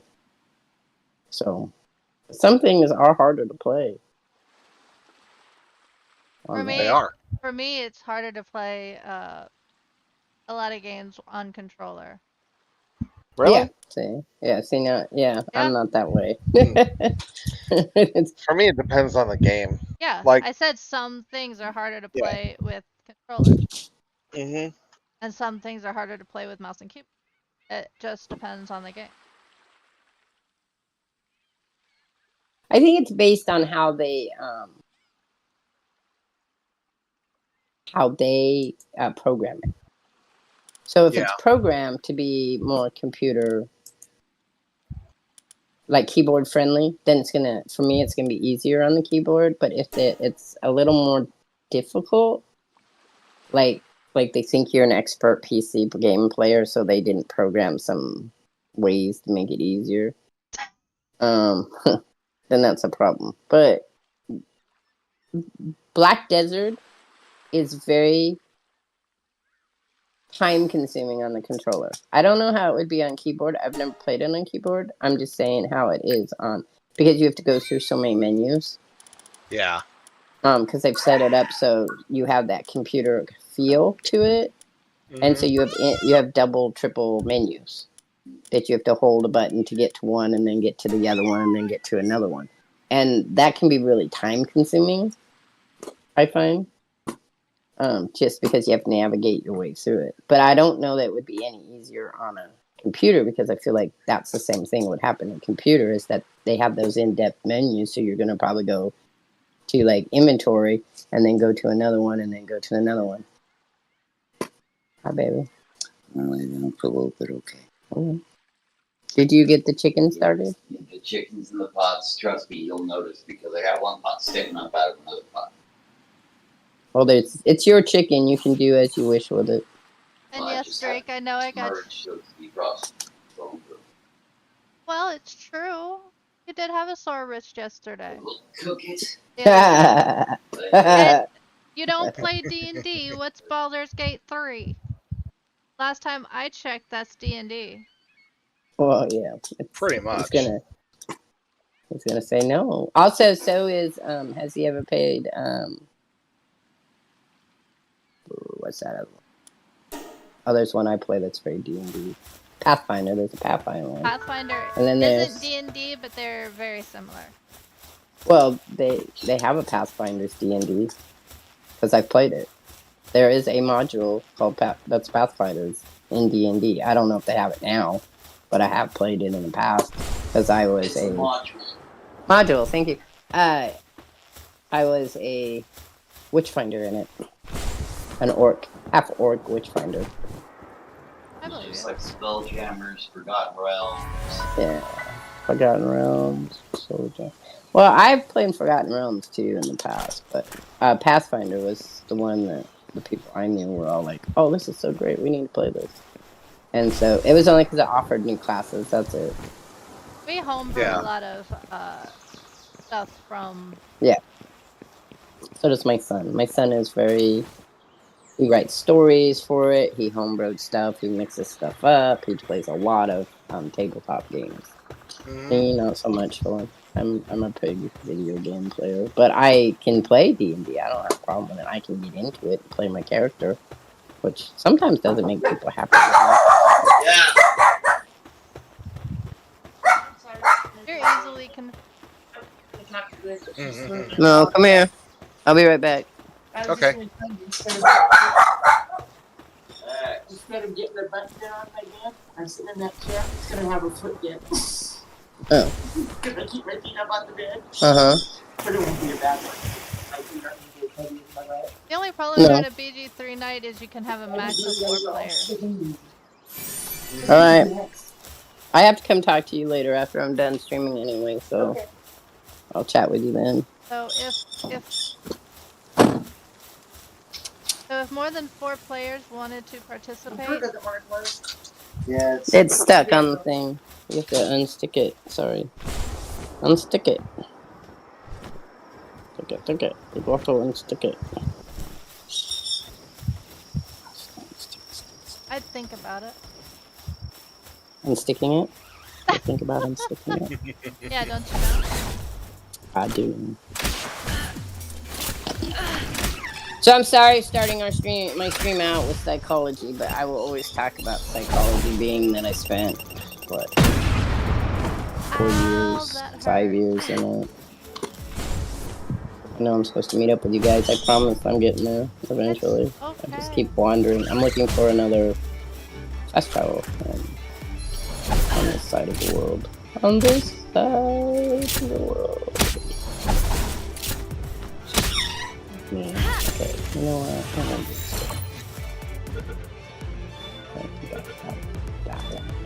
This is the one. I've forgotten all my commands here. It's been a while. Well, lucky a lot of games I play use the same. I started this new game that you guys might like. It's weird, but you might like it. No, I want that one, but I have to quit. Did you guys start that one? No. I've looked at it. No, I do too. I put it on my wish list. I might go get it later, but you know me, I just play it by myself usually. No, it's called Phoning Home. It's an older game, an older survival game. It's your little robot who has a bigger robot who tells you what to do. I watched this lady play it, and it was really cute. And I was like, oh, I should try that. It's a little tough. I'm going to tell you that right now. It's a tad bit tough. Hmm. I tell you, Not impossible, but it's a tad bit tough. I watched a trailer and I For am so excited. what game? I will show you rather than. Oh, I don't know if I can get to you to see the trailer. Can you post it in Discord, and I'll look at it when I'm done? Because I've got 3 devices going as it is right now. So Okay, I can. there's a lot of those green lighty things if you need them over here where I'm at. I saw this come out yesterday. What's it called? Nivalis. Oh, I haven't seen that one.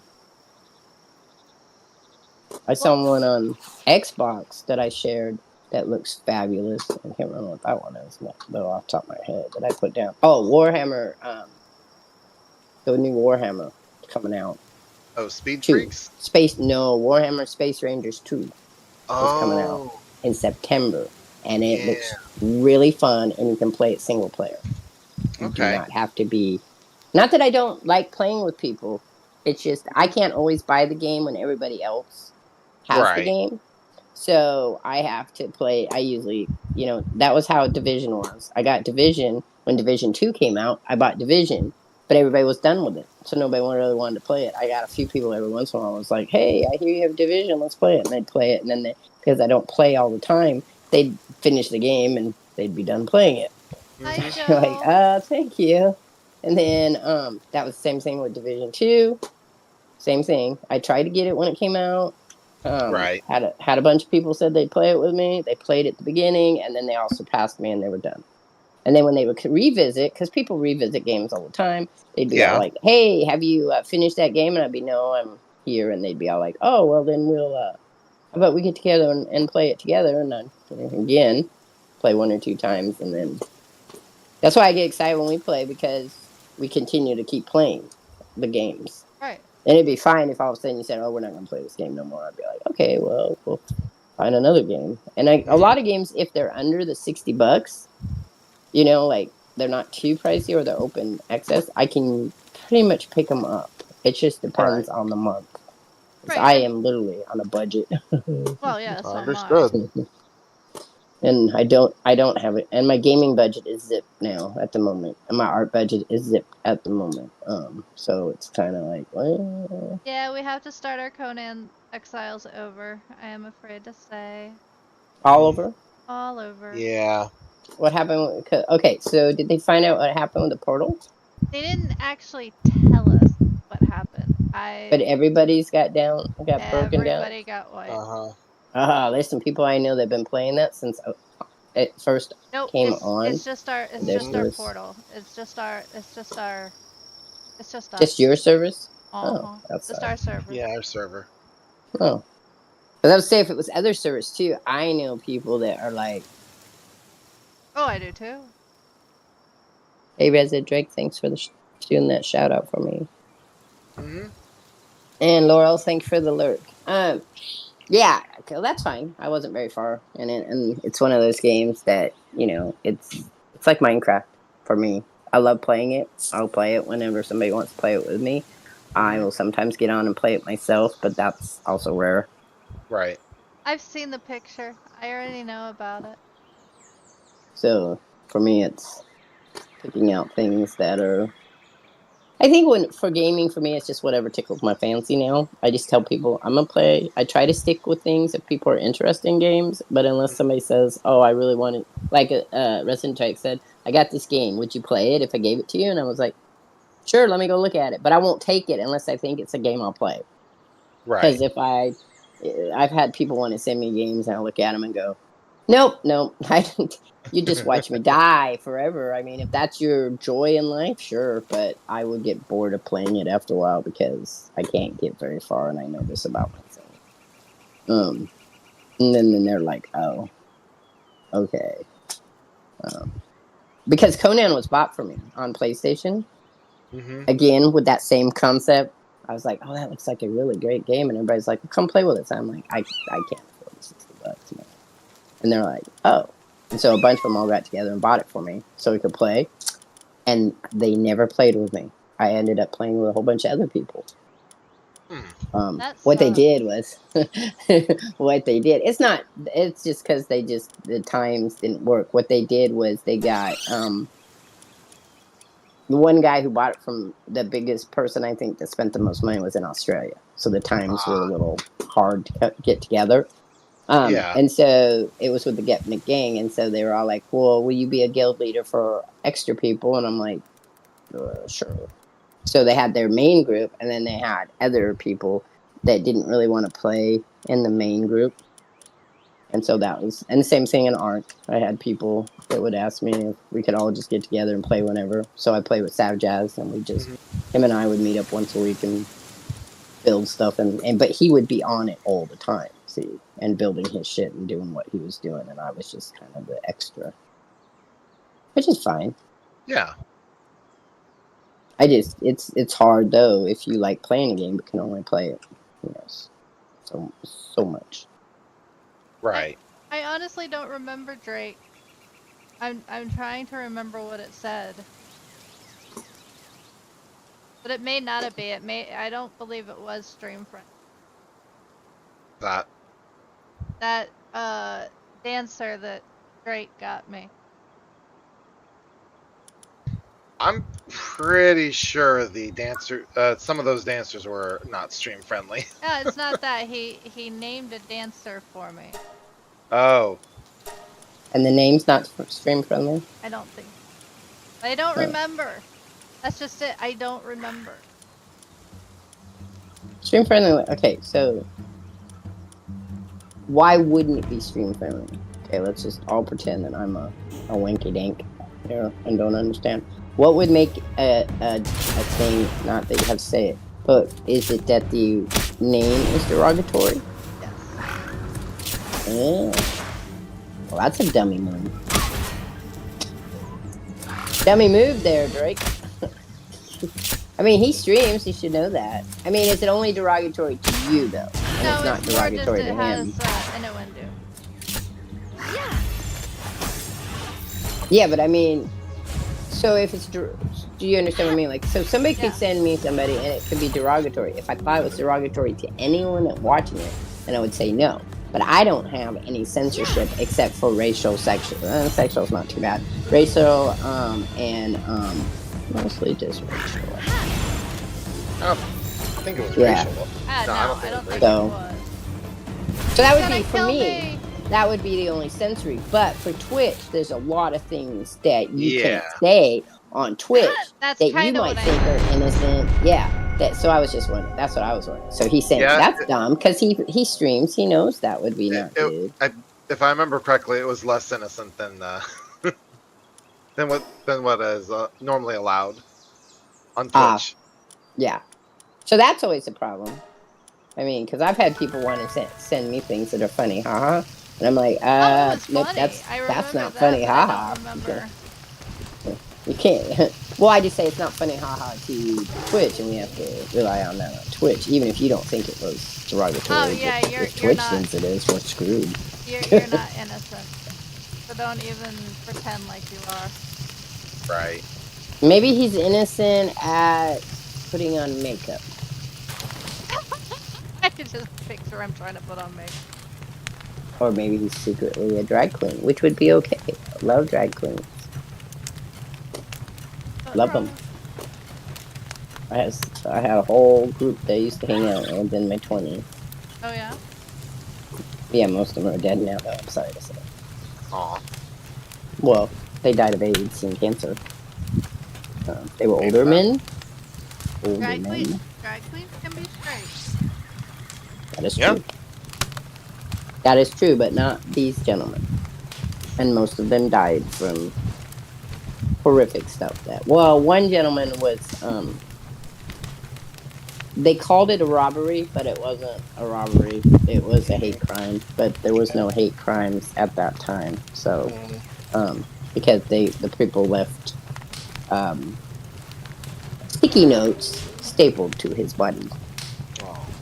Yeah, what's that? He was such a fun guy. Yeah. It is messed up.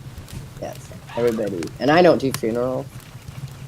So when they decided they were having a funeral, I was like, no, I'll send you my condolences. And then another friend of mine was like, well, let's just go have a memorial. So when we had a memorial, it ended up being a big giant dance thing that we did at his favorite disco. So, but yeah, no, I have experienced some very mess up things that people are like, it's not that big of a deal. It can be a big deal, dude. I'm sorry to tell you. Sometimes things can be a big deal. Mm-hmm. Maybe not, maybe not to us. We don't think so because we're not subject to those big deals. Yeah. No, I before my daughter was born for about 5-6 years, there was a couple that I hung out with that were the sweetest people in the world, but they both died too. So it's on. Sorry to hear that. No, I'm sorry to hear. Well, yeah, because it would have been interesting to see where how the new age. This is before social media. It was just when web pages were opening up. It would have been really fun to see how they had embraced that because they were older than me by 10, 20 years. So it would have been so much fun to see how they would have embraced, the world as it is now. Because I know a lot of people don't like the internet. Roger doesn't like the internet. Hates it. Blow it up. Okay, I'm looking for fast travel so I can. Tell him please don't blow it up because then I have to pay for porn again. Really, you can't stand outside the liquor store and say, "Very sad man, please buy me a porn magazine." Nope. And I have seen that. That's the reason I used it. So funny. You've seen someone do that? Shame. Yes, it was so funny. Shame. So You're getting shamed, honey. Shame. I had this favorite liquor store I used to go to, not because I was a drinker, but I sadly used to smoke closed cigarettes when I was in my teens and early 20s with the guy that I was dating at the time. They're not good for you. You'd be better off just smoking cigarettes. But when you smoked them, they'd leave that cinnamon taste on your lips, and it was really much better to me than tobacco. But I had this one little store, and the guy inside the store was from Iraq, if I remember, and we used to chat a lot about stuff. And it was always funny because he's like, "I can't talk to you. You are a sinful woman." I said, "Well, just imagine me not a woman." And then he'd laugh and laugh and laugh, and thought that was funny.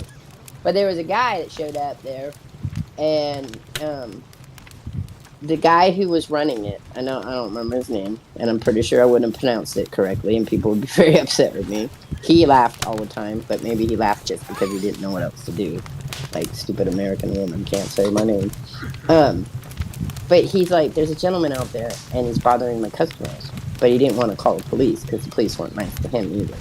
Right. And I was like, "Well, what's the problem?" He said, "Could you go talk to him and ask him to leave?" I'm like, I could try. I mean, sometimes people get violent and you don't want to deal with violent people. Now, this is in the 80s, the late 80s. Right. So I went out there and here's this sign that says, "I am very poor and very unsatisfied. Please buy me a porn magazine." And then we asked for money, right? So I said, "Do you really want a porn magazine or do you want the money?" He's all, "Nobody's ever asked me that. Usually they just walk by and put change in because they think it's funny." I said, "Well, the guy in there doesn't want you standing out here. I get it. He has a nice selection of porn. But it makes him nervous that you're standing here. So I was going to say, if you just want the porn, I could probably get him to give you some porn, and if you promise to move further away and not come back." And he's like, "I'm going to think about that." I'm like, "Okay." So then I went back in and told the guy, I said, "So he just wants porn. Maybe. And if he does, maybe we just give him some of those out-of-date magazines, because your magazines go out of date. Usually you return them back to the thing. But sometimes he'd get stuck with them, and he used to complain about it all the time because he was married, and he was afraid his wife would think he was saving him. So he'd take his oldest son out, and they'd burn him. And I said, maybe you could arrange it where you just give him the porn if that's all he really wants. So then I got him back out, and the guy's like, "I'll take the porn." I said, "But you're going to move?" And he's like, "Yeah, and you're not going to come back." And he's like, "No." So then I brought him into the store, introduced him to the guy, and then they ended up setting up this thing where he'd come out at the end of the month to pick up the porn that was out of date. Wow. Yeah, that's the weirdest thing in the world. I was like, Sadly though, I think towards the end of the Gulf War, I'm not positive if that was the time and era, but the gentleman who ran the store was ran out of the store area. People bombed him and stuff, so he left.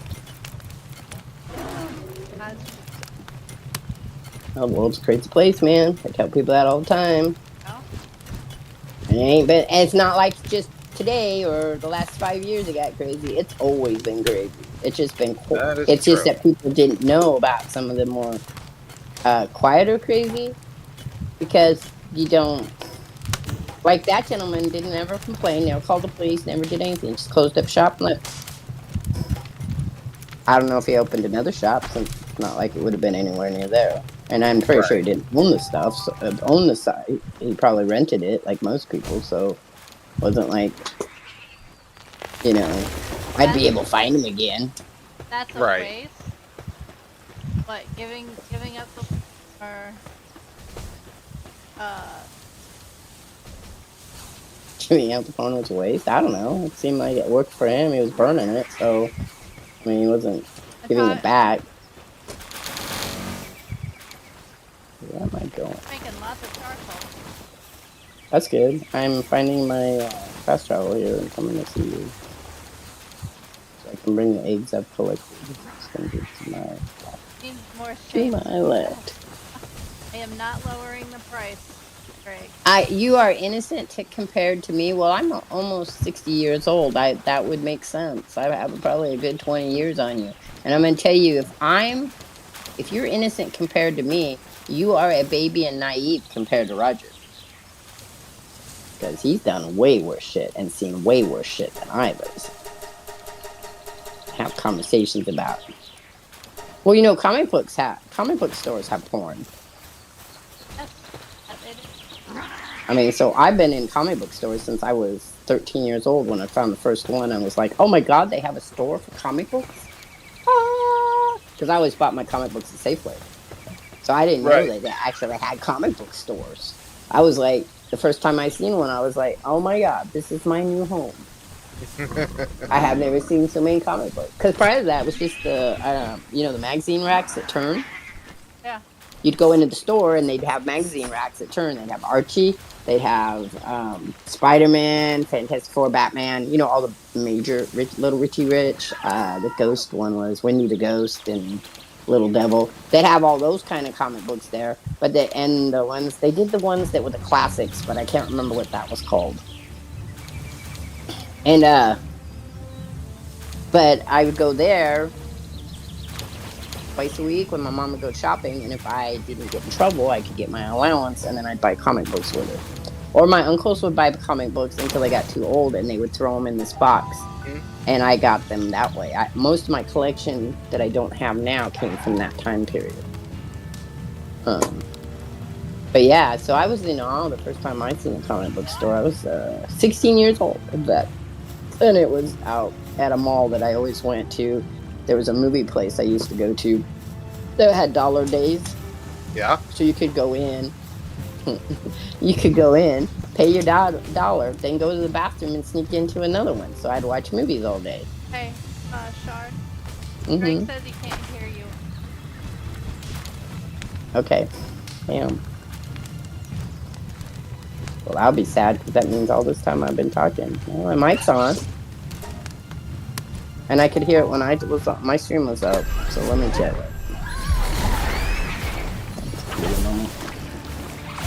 You guys have a raid. I'm sorry I can't come to your raid. We're having a raid party.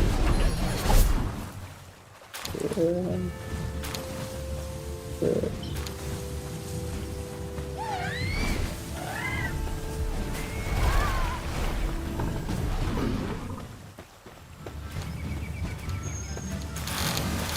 Okay, we're gonna do testing. Can you hear her drink? Testing. There it goes. Okay, figured out the problem. It was a stupid move problem, so if I was blonde, it'd be a blonde moment. We're all good. Could they hear me on your stream? Do they hear me on your stream? Oh, yeah. I think so. Then that was good. Yeah, no, it was a blonde moment. Remember my sister came in, I put up my mic. Alright, there we go. Now we got it. I do that. Here we go. Where am I hearing it from? I'm hearing it from here. Yeah, there we go. Alright, I fixed it. So, dummy. Oh, dummy. Now, if I can hear you, then you can. Oh, well, that's because we're in a Discord chat thing. Right. I was going to ask you about it. Did you set up where your Discord is runs into your stream? Because there's a way to do that through OBS, and I was just wondering if you did that. Yeah, I'd have to remember how I did it. Okay. I had. If you remember, just text it to me later on. Okay. Because I might set that up down the road. I don't know if I'm gonna do it, like right now, but yeah. In the next year or so, I'm gonna be changing a lot of stuff up, slowly and surely, just for because like I said, my goal is to become have the most followers, and Not never be an be affiliate. Yeah, I just want to see how many you could actually get. I know there was a guy that was about 4 or 5 years ago was at 500, but then he quit streaming. So he still gets followers, but he doesn't stream at all. He quit. He just walked away. I don't know why. I don't know his history. Nothing. You can't find him anywhere. He's not on Twitch app now anymore either. So that sucks. You can still hear me, but it's faint. I don't know why it's faint, because everything's hooked up. I do know I have problems with my mic because the mic's coming off of my headset. So I don't know if it matters how loud my headset is to how loud my mic is, because it's just a basic, gaming headset, Xbox headset. So I have no way to know. I'd like to. I have a mic. I have my snowball, and when I hook up the 2 monitors again, and I get my Elgato stream all set up again, then I'll do that. But I've been debating on waiting till I get another PC, or an upgrade on the PC I have. So I don't quite yet know what I'm gonna do. It's kind of floating in the air right now, because I want to get my art studio set up more and start producing paintings and stuff for my gallery, and then I'm gonna get back to it. Oh, nice. Twitch isn't like it's not that I don't love you all out there. It's just I only get 1 or 2 people that watch me stream at any given time. I get more people that watch videos, so it's good. So I just leave it alone, because the videos. In fact, I get more video watching on Twitch than I do on YouTube now. But yeah, also most of the people that I know who were watching me on YouTube are no longer watching YouTube, or are no longer active on YouTube. I guess they might be still watching YouTube, but they're not active on it. I hear you. As people will tell me that they, oh yeah, I watch you, I just look. I'm like, oh, okay. Because you didn't. It don't matter if you watch me or watch me. That's not what I'm talking about. It's just that if you were looking at it, whether a reason why you might continue streaming, if I'm not making money off of it, right? But I'm putting money into the hobby, I have to decide if it's a hobby that I want to continue putting money into. Of course. Because I do lots of hobbies. So I kind of have to pick and choose which hobby I want to spend more time on. And right now, I want to build my art studio in my garage and get my paintings going and other artsy things that I really enjoy. It's not that I enjoy them more, they're just a different type of enjoyment. Because I can go out into my garage and spend a whole day painting, or a whole day building journals, or a whole day sorting stuff, and have just as much joy as I do playing video games. But I like doing like this, where us 3 get together and we can chat and talk about stuff. And then I like it where I stream by myself and I can just mumble about crap that nobody cares about. I love that. And people are like, I always tell people the reason, as a child, I was told to shut up, sit down, and be quiet.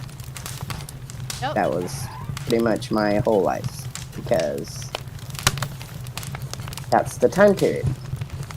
As a female child, I did not hold any work except for when I got married. Terrible. That sounds about right, though. Yeah. It is, and the other thing too is that when people say, "Oh, that's horrible," but you gotta realize that when you look at the 1950s going into the 60s, they're coming from a farm industrial age where families were starting to be more in the cities than they were. So the intent there wasn't to make as many children as you had before because you probably couldn't feed them. Right. And there were other options because the 60s, birth control became a little more in the 50s and the 60s. Birth control became a little more fine line, and people could engage in birth control if they so wanted to. It's not saying they did, but right. So when you look at women's studies that way, there was a whole changeover with women and how things could be, and that's why the 50s had when we're talking about those social markers had that huge stereotype of this is what a housewife looked like, and in the 60s and 70s it was all about the secret little pills that mother would take to have to deal with everyday life. So there was this weird changeover about how women were facing the world, and people weren't really were joked at, and it was funny, haha, and they made movies about it. But really, what it is about women being more interested in the world than they were in the idea of being a wife. And now we've swung back around where now you have these videos called the trad wife. Have you seen those? No, I don't think so. Okay, so it's mostly on TikTok, but it's making its way to YouTube too. So if you type in trad wife, because I was like, what the hell is a trad wife? I thought it was going to be something else. Yes, it's a traditional wife. And so you have these women who are engaging in these activities that they see now. That they see as a traditional wife, because really now a traditional wife has a different look to it. This one woman, it's very interesting to watch. She makes homemade food. That's what the video is all about for her kids. So she'll be, I woke up this morning and my children wanted waffles. And then she'll sit down and show how she makes every single part of the waffles by hand. Like she grinds the flour, she does. I mean, it's just intriguing to me. Oh, I'm like, and then people make comments. They're all like, well, that took her more than an hour. Her kids must have been starving to death. I was like, oh, they probably had waffles the next day. She put them in there. We're having them for dinner. So yeah, and I mean, realistically, I don't think she can, but it's kind of a weird concept of how people are like, yeah, we're into the trans wife thing, and I'm like, okay. Is there a set for people being trans husbands? Because I kind of want to watch that. What does that entitle? Yeah, Drake How was does just that saying, work? first of all, he said that you should do art streaming. People may watch. You don't know till you try. And then, I've streamed art. Yes. And then he goes, I think I'd rather a house husband, LOL, more handy, and make sure I knew that it was just a joke. You want to hear something funny? Yeah, I'd love to hear something funny. Other than, Fighter actually being a house husband. Yeah, that ain't happening. I'm sure that your mom's choices of having too many monsters was because she liked monsters. That's been my experience in life. I would have had 12 if I could have figured out a way to do it without killing myself. It didn't work out that way, Resident Drake, but that was my goal, was to have at least 12. Because then you could make up your own basketball team, your own softball team, football team, and your own soccer team, and they'd always have somebody to play with, and then I could teach them all golf. I tried to teach my son golf. He wasn't very interested, but I kept telling him, if you wanted to go to college, do you know how many scholarships go ungiven in golf alone in the United States? But he wasn't interested. My daughter wasn't interested. I put them both in golf, but they weren't interested. We So had one of the girls who did band with No. Yep. Did she? She also Pretty got sure. a golf scholarship. But she was amazing. But you don't even have to be amazing. You can just be good enough, because they have so many of them, and not that many young people go into golf. I mean, you're lucky if you have a high school that has a golf team. Both my kids could have been on done the golf team. They didn't want to. They did the swim team instead. Well, my daughter did more than just the swim, but she did basketball, volleyball, cross country, soccer. Soccer is one of her favorites. My son, he did swimming. That was his entrance into doing some type of school activity because I told him he should do at least one school activity. Just because you don't go back in life and regret that you ever did something, you should try it, do one at least one. But yeah, so I was like, when you look into it, that was the number one was golf. $1 million scholarship. And let's see, my son graduated in 2022, 2021. Some of the scholarships they were giving away were $1 million scholarship to whatever school you wanted to go to. That's a lot of money. That is. That's you could have a really great time with that much money paying out all your school. You probably wouldn't even need loans of any kind. He took out a loan. I told him that if he took out his first loan and he paid it off, and it would help him while he was going to school, and then not take any more loans out. Just go with pure scholarships. Yeah. And stuff like that. And so that's what he's going to do. Because now you can pay it off like $25 a month when you're done with school. Because you won't have to pay it off till you're out of school. So while he's still in school, that one. And I said, depending on whether your interest is, you could just make payments on your interest and it'd be fine. Yeah. I've never heard of a what spa? Wouldn't that be just where gay people go to the spa? That's what I thought. That's Drake was talking about. I mean, I don't think it'd be an exclusive.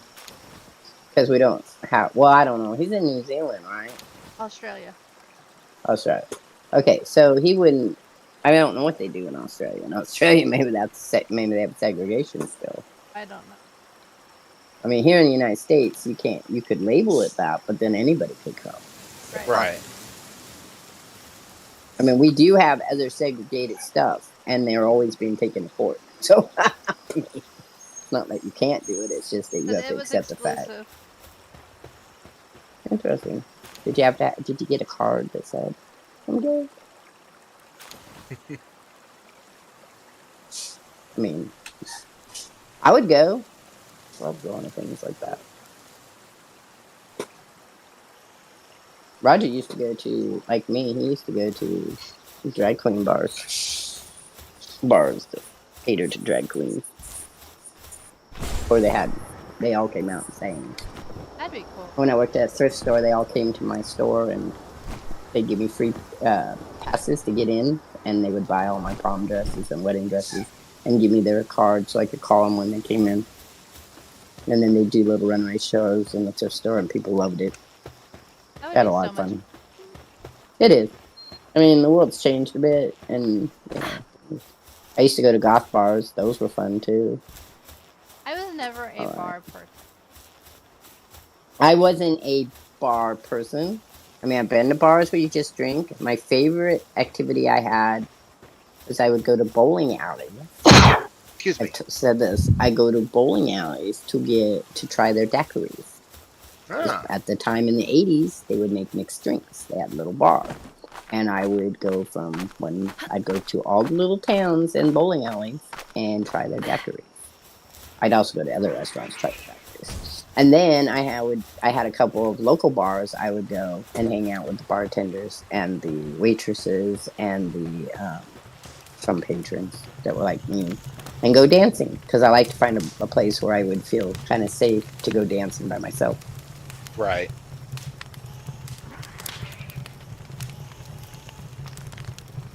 That's the rule. Some do. Hi, FF Army. What are you doing up there, Fighter? I'm gonna come find you. Catching, what are they called? No idea. House Zephyrs? Pretty bird. How? I don't know what those are. I don't remember those. Oh, the ones that fly in the sky, huh? Yeah. Someplace I don't have a flight pass for. I don't either. I'm gonna go make one. So that's always fun.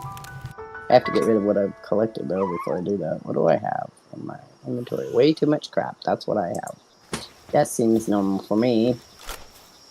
Normal. Why did I leave? Why did I do need that? to go. I need to. You do know if you wait, there's holy spheres in the corral. Yeah. Yeah. That's where I pick them up. I just pick them up there. When I get too many, I put them in a box. I'm putting eggs in that incubator. That I don't know what that large electric's gonna come out as. I don't know, but I know I want to. What are we making? You were from India? I am actually from the United States.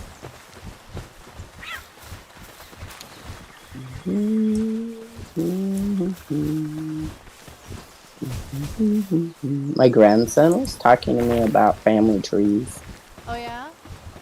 Yeah. So we were talking about, cause he's half Filipino. Oh. And so he was asking me about last names and where they come from and how they were created. And then I said, well, we can do a search on names that will tell you where the names originated from. And then he was asking me if that his last name, if there was lots of them, and if there were lots of people named like him. And I said, no, I'm pretty sure yours is pretty unique, unless you end up having a child and you name them, after you. There probably isn't any. So my daughter has a hyphenated name, and he was all like, so how many of them are there? And I said, there isn't. That's just her. There's no one else. There might be somebody that has like her part of her name as a middle name, but they're not going to be a whole lot of people who carry that name. And he was like intrigued by that concept. He's like, oh, how come? Because I did it purposely that way. I always thought that my brother's name was unique. Then I looked it up. And it wasn't unique. No, far from it. It is actually interesting. It was actually very common. Quite common in Ukraine. Well, there you go. Somebody knew somebody from the Ukraine or read about it and thought it was really cool. That's usually how that works too. And I'm like, wow. It's interesting when you think about it, because when I did names and for my kids and stuff, and I did name search, and when I write, I have a baby book. It's an old one now, but you can go online and look for unique names that you can then use. And I hear a name and I'm like, oh, that's a really cool name. Where did that come from? And I'll go look it up so that I can then use it in a story or something, or change it a little bit. And I always think it's kind of cool when you think about where these names all came from at some point in time. And then we were talking about that because he was like, well, where do last names come from? And I said, well, depending on the culture, of course, it usually was what you were doing, or you were the son or daughter of. I said, in the Netherlands, you have a lot of last names that mean the daughter of or the son of. And then it just became a solid last name. Or that's the name that you called a bunch of people, and those bunch of people took that name as they were assimilating into a culture. And he was really intrigued by that, so because then you look at your own name and you think, oh, where'd that name come from? And then he was like, well, I Googled myself and there was nothing. I said, well, first of all, you're a child, so I don't know that much would come up because everything's under somebody else. I said, but also because you have a unique name. So when you look at your names like that, it's unique. And he was like, oh. So he was like, oh, that's cool. So then he was telling me, I think I'm going to have, I came up with this really great name. And it's like Jimmy, Jason, Wilson, something. And I had like 5 names to it. I said, well, if you name a child that, they're going to be really upset with you. You've never been to the South because, Well, no, and I didn't even want to know what the world record. I didn't look it up. I said I'm pretty sure there's a world record for having the longest name, and I remember hearing about it, but I couldn't. I said I can't tell you what it is. I'd have to look it up again. And he's all like, "Oh, that's interesting." I said, "Yeah," and I said I'm pretty sure it's over 20 names, but I can't. For the life of me, can't tell you which one it was. Here in the South, it is not uncommon to have hyphenated first names, like Mary Sue or Mary Jane. You know. Right. And hyphenated last names, and then names in the middle, right? Yeah, so it could be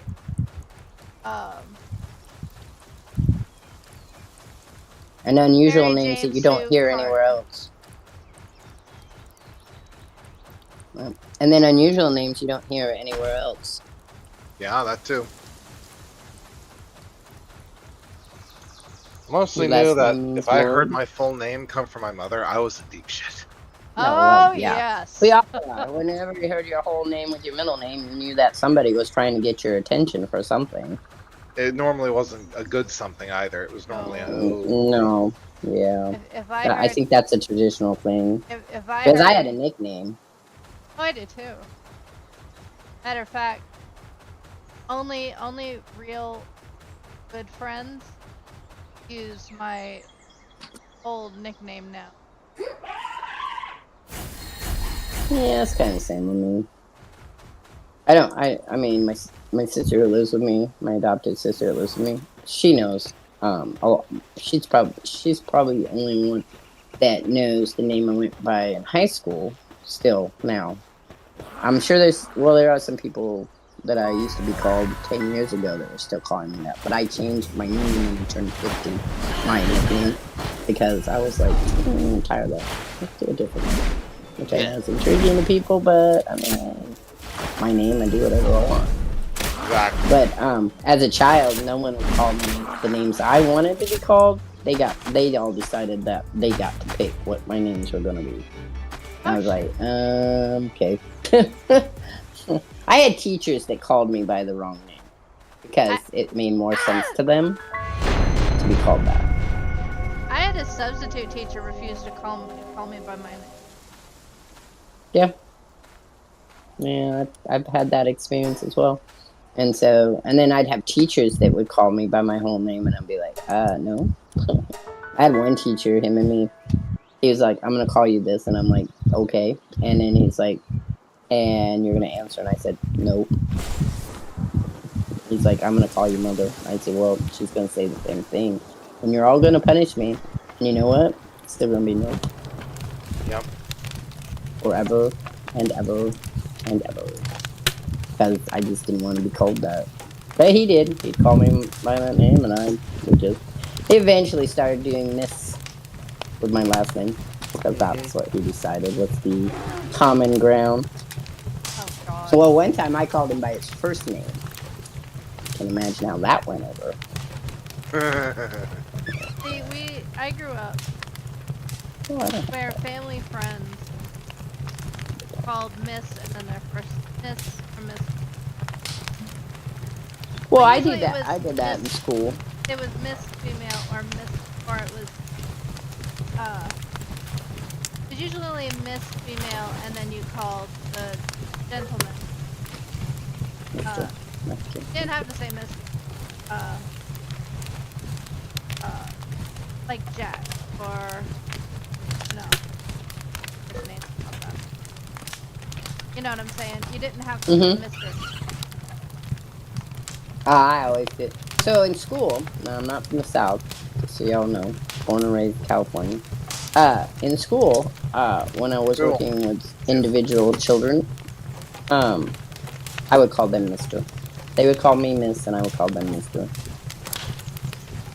Until they decide they didn't want to be called Mr. Just tell me what you want to call them, and that'll be what we go by. Now, you called everyone sir and ma'am. They asked you something, you say yes sir, yes ma'am. Yeah, no. That Don't do that. Not in California. Not in California. I mean, maybe in the smaller towns. I don't know. You're supposed to call your teachers all by... Your teachers had to always be Mr. and Mrs. Or Miss or whatever their name was. You were a kid. That was a problem? That was... Yep. How did they discipline that socially wise? I'm just curious. Well, let's put it to you this way. You got the eye. I mean, like, were you reported to your parents for being disrespectful kind of thing? Or would they, like, just every time they saw you and be disrespectful? Oh, okay. It's one of those... Oh, sorry, guys. Just somebody was going to contact them. Huh? No, I put them up. It was just you knew. I'll be right back. I have Okay. to go find something for someone. All right. No, it was just...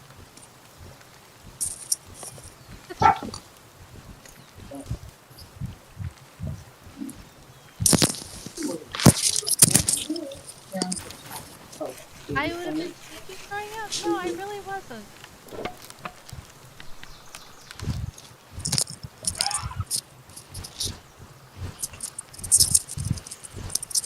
I didn't have time to be... Alright, I'm back. Oh, I was cheating. I was. President Drake was cheating, I'm sure, too. Oh, I'm sure. He's the youngest. Youngest are always cheeky. It don't matter, because they get away with shit all the time. No. Spider, I really wasn't cheating growing up. No, You were shy, you told us. Yeah. Yeah.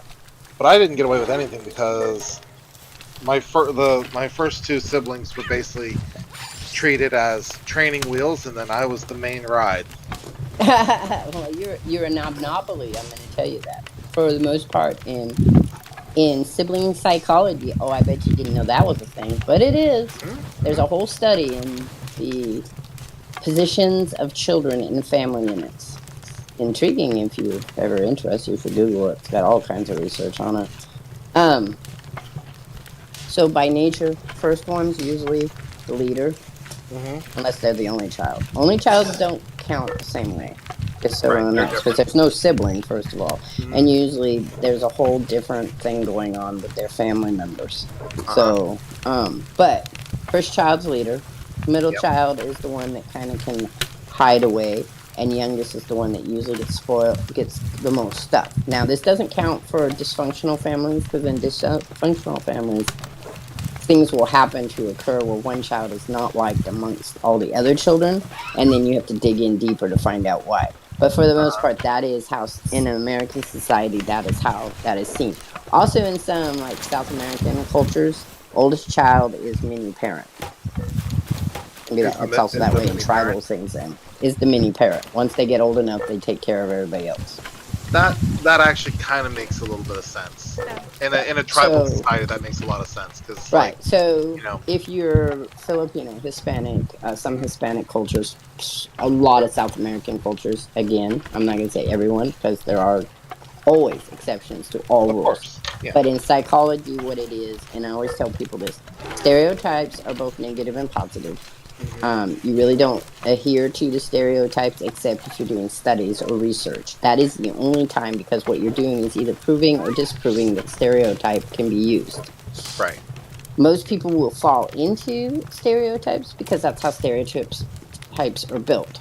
So if you say the average of 50-year-old white women see marriage as a slave kind of thing, and the research says, like 59% of people who answered the survey answered that, that's how that would work. There would be other factors to it, of course, but that's how stereotypes end up getting, because you are studying a particular thing and then you're giving a percentage to it.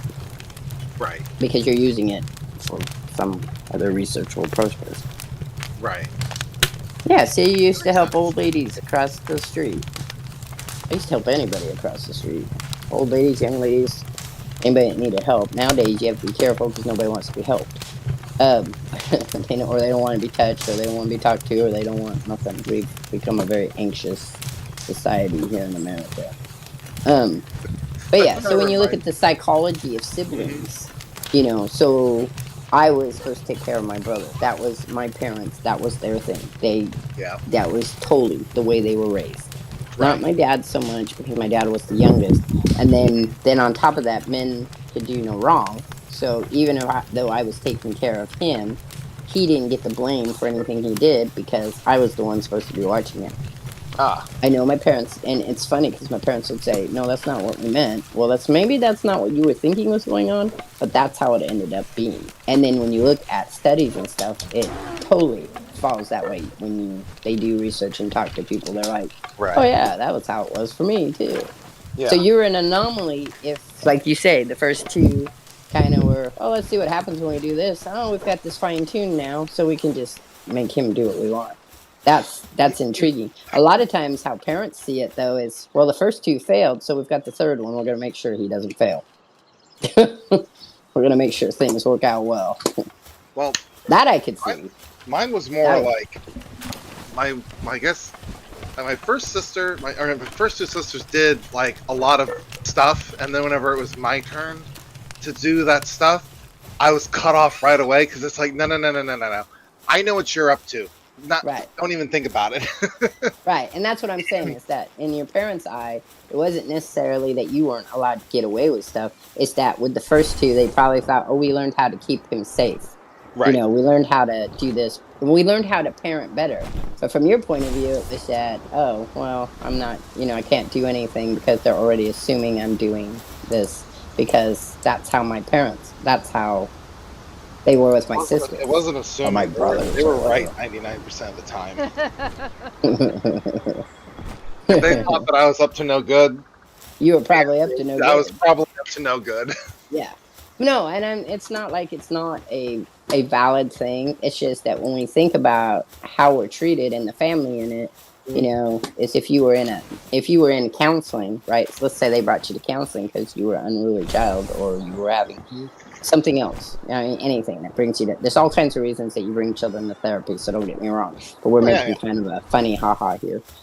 Is that if they brought you in and they were like, "Oh, Fighter here just seems to want to get in trouble all the time," and then the therapist is like, "Well, how do you define?" First, it would be, what are you defining as trouble? Like, is this normal children things, or is this like go out of my way and really irritate my parents? And they're like, as parents, they have to kind of look at that and say, "Oh, well, he's got two older siblings, and they used to do this stuff, so we'd see the signs, and we just want to keep him safe." And then when you get into that more in depth, then you realize that a lot of parents, not all of them, there are parents out there that should never have been parents.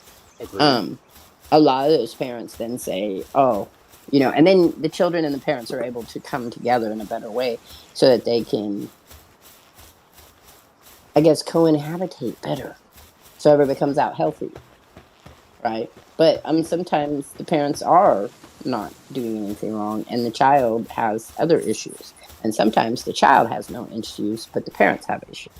And sometimes it's another sibling that has issues, and everybody else in the family is victimized by them.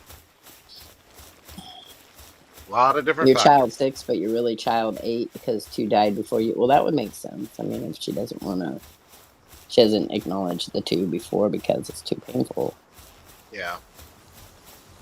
Well, I'm going to tell you right now, one of the things was I was a really sneaky child. Resident Drake. I was super sneaky as a child. I did a lot of very, not horrific things, but definitely not things when you think about becoming a parent and having a child that you want that child to do. I would be the one that they would use as example, because I was kind of a contradiction. I was very good in school. I got really great grades. I did everything I was supposed to do. I was in all kinds of things. I wasn't popular. Nobody liked me. Not even my parents, really, for the most part.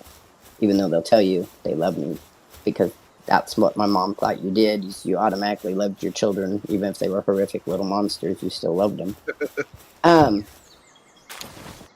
most of us as parents, we do love our children, even when they're not running up there as what we see as the best. But that's kind of the problem here is as human beings, we have our own expectations of what being a child should be. And we want to either we enjoyed our childhood a lot, so we want them to be like us, or we didn't enjoy our childhood a lot and we want them to be different. And then we still see them go through the same steps as us. So I was that contradiction. So at home, I was like the worst child to have. But I was always constantly being corrected. Little girls are quiet. They don't ever get dirty. I am like the little Pigpen and Snoopy. I could look at dirt and get dirty. I could be so far away from dirt and still end up dirty. Used to drive my mother nuts. She's like, how did you get dirty? What did you do? You're supposed to be sitting in that chair. I was sitting in the chair. You are dirty. How did you get? Because she'd always put me in white and pastels. So no matter what you wore, right? Yeah. The world could breathe on you and you'd be dirty. But to my mother, it was like she would complain to my grandmother all the time. I don't know how she gets so dirty. And my grandmother would say, well, because she's an earthy child. Dirt just attracts to her. I'm like, yeah, just stand there and it comes to me. We're little ones, please love us. We'll just adhere to you. I was a thief. Pretty sure I'm a pretty good thief at the time because I only got caught probably 1 out of 10 times of stealing shit. And I mostly stole from my family, so that made it, kind of a thing. So no jail time I had to worry about. I only stole from public places 5 times, but I was too afraid of going to jail. I had this horrific anxiety of getting in trouble and going to jail where somebody, my father would tell me would kill me. I don't blame you. Well, since my father was always trying to kill me, I just felt that was kind of, maybe I was better off at home because at least I knew all the safe hiding places. I don't think in jail I would be able to hide very well. And it's not a joke. My father was a horrific man. And as he got older and I got older, he got more intent in trying to end my life because I was a bane in his life. When I was younger, it wasn't so bad, but he was a drinker. So when he drank, I was the target if my mother wasn't around. My brother was the perfect child for both my parents. And then there's a long history of that because the reason is that my father believed I wasn't his kid. He only just gave me his name because he loved my mother so much because she was a perfect goddess. Which I pointed out once when I was 13 and got very in trouble. Here's how cheeky I am. My dad was in one of his moods and he was telling me how my mother was this perfect goddess and how he couldn't understand why she didn't love him anymore and blah, blah, blah, blah. And I said, well, couldn't have been too perfect since she was pregnant when you got married. That didn't go over well. You don't tell your parents intelligent things I found as a child. Nor state the obvious to them. They don't like it very much. So when I had children, I wanted my children to state the obvious to me. But what I found out is that in the end, if you are a good parent and you have children that are very compassionate, then they will not want to tell you things because they don't want to worry you.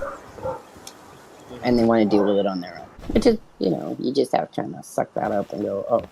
Because you wanted to say, I want you to tell me everything. But they don't want to tell you things because they don't want to disappoint you. They don't want to tell you things because they don't want to worry you. They don't want to tell you things because they don't want to get in trouble. You know what I mean? So there's all these things that even if you were the best parent in the world, your children still aren't going to tell you because there's just reasons why they're not. I didn't tell anybody anything because every time I told the truth, they said I was lying. And when I lied, everybody believed it. So I just always lied to everybody. Worked out way better for all of us. Right. But I just didn't have, my childhood was like 50-50. I didn't have a good parent-child relationship. I didn't have a good peer relationships. I got along better with my teachers and old people that weren't even part of my family would like me. And I tend to make people want to take care of me or dislike me if there's no middle ground.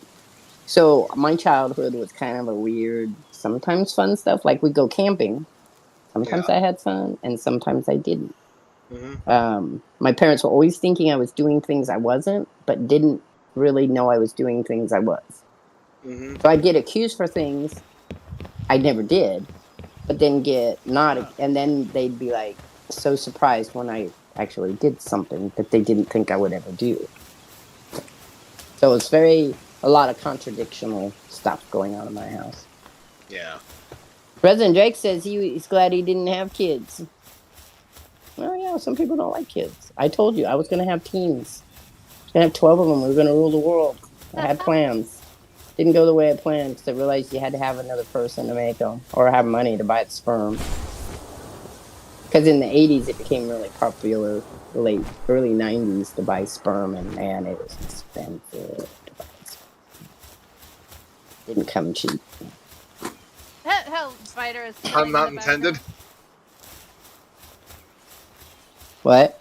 I said pun not intended, right? I didn't hear that very well. I said pun not intended, right? Oh, no, pun intended. Oh. Yeah, no. Well played, then. Well played. I'm telling you. And here's the thing, even if you tried to convince somebody that you just wanted their sperm, it didn't always play out well either. So, because I did that, and and the second time around, I was like, okay, I'm just gonna have to take the guy along with the sperm, I guess. Win some, you lose some. Yeah, that's kind of a interesting statement at that time. But both my children are planned. I planned them. Yeah. Like, I knew that I was going to get pregnant. I wanted children. I would have had more children. I would have adopted children, but I don't do well with people. So I went to look into adoption for one child, and they were like, "Well, we'd like you to take all three of them." And I was like, "I'm a single parent with two children already. Their ages are big, and these are much younger. And then I'm very busy and going to school." And I was like, "I don't know if I could do three." I would have taken three. I just didn't see. I mean, I would have gotten enough money, but I just felt like it was going to be more than what I could take on. So I did not adopt the child that I was looking at, which I don't have any regrets to that. Because I still don't think I would have been able to give the child what the child needed. Because the child had severe special needs. All three of them were autistic. All three of them had behavioral problems.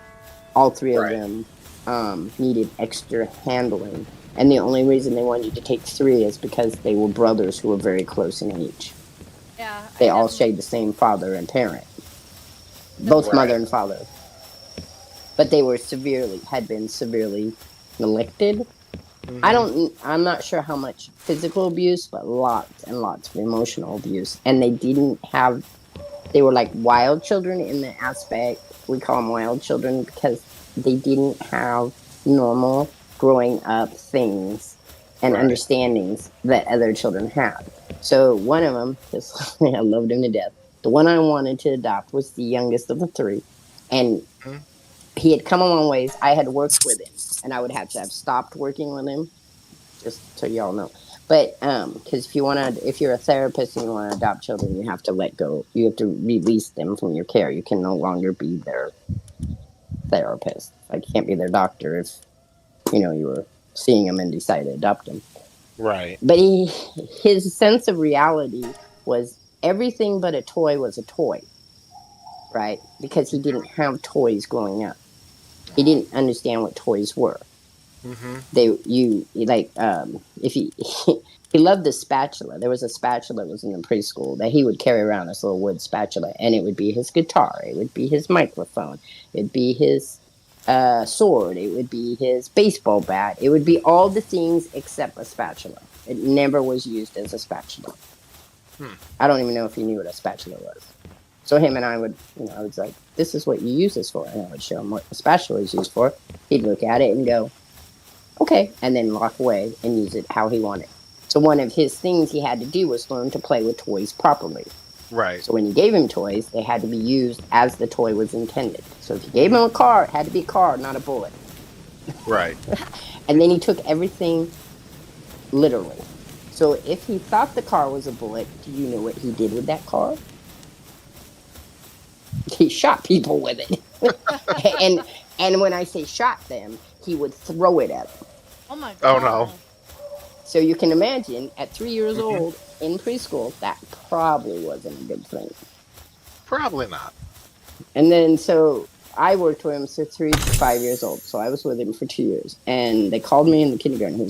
I was no longer supposed to be working, but nobody else could figure out what was going on. So they gave me this call. And I was like, what? And they were like, oh. And before anybody panics, there is no break confidentiality here. It's well over 7 years. He is almost an adult, if not an adult. So I just want everybody to know that. It is way past that time. Gotcha. There's no way anybody could ever find out who he was either. You'd have to literally dig into my life. And I'm pretty sure it'd be really hard at this point in time. Because I did all... I mean, there's probably somebody, a hacker or somebody that could get into... But you'd have to know a starting point. So I just want everyone to know.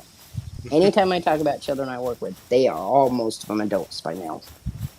Or well into starting their early adulthood.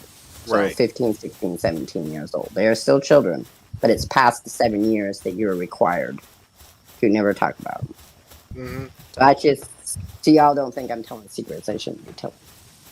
And none of this was any of those kind of things where it would be a secret because it was publicly known. So it's not like him telling me things. This is things that are publicly happening that they've recorded many places. I get a call because he's fighting children. I haven't been children in a couple of years. And they're all like, we need you to come and talk to him because he won't tell anybody why he's fighting children. So I showed up watching him and they're playing a game. And I'm like, dude, what are you guys doing? He's like, I am a zombie. I'm like, well, there right away. Know why you're biting children? Because what do zombies do? They bite people.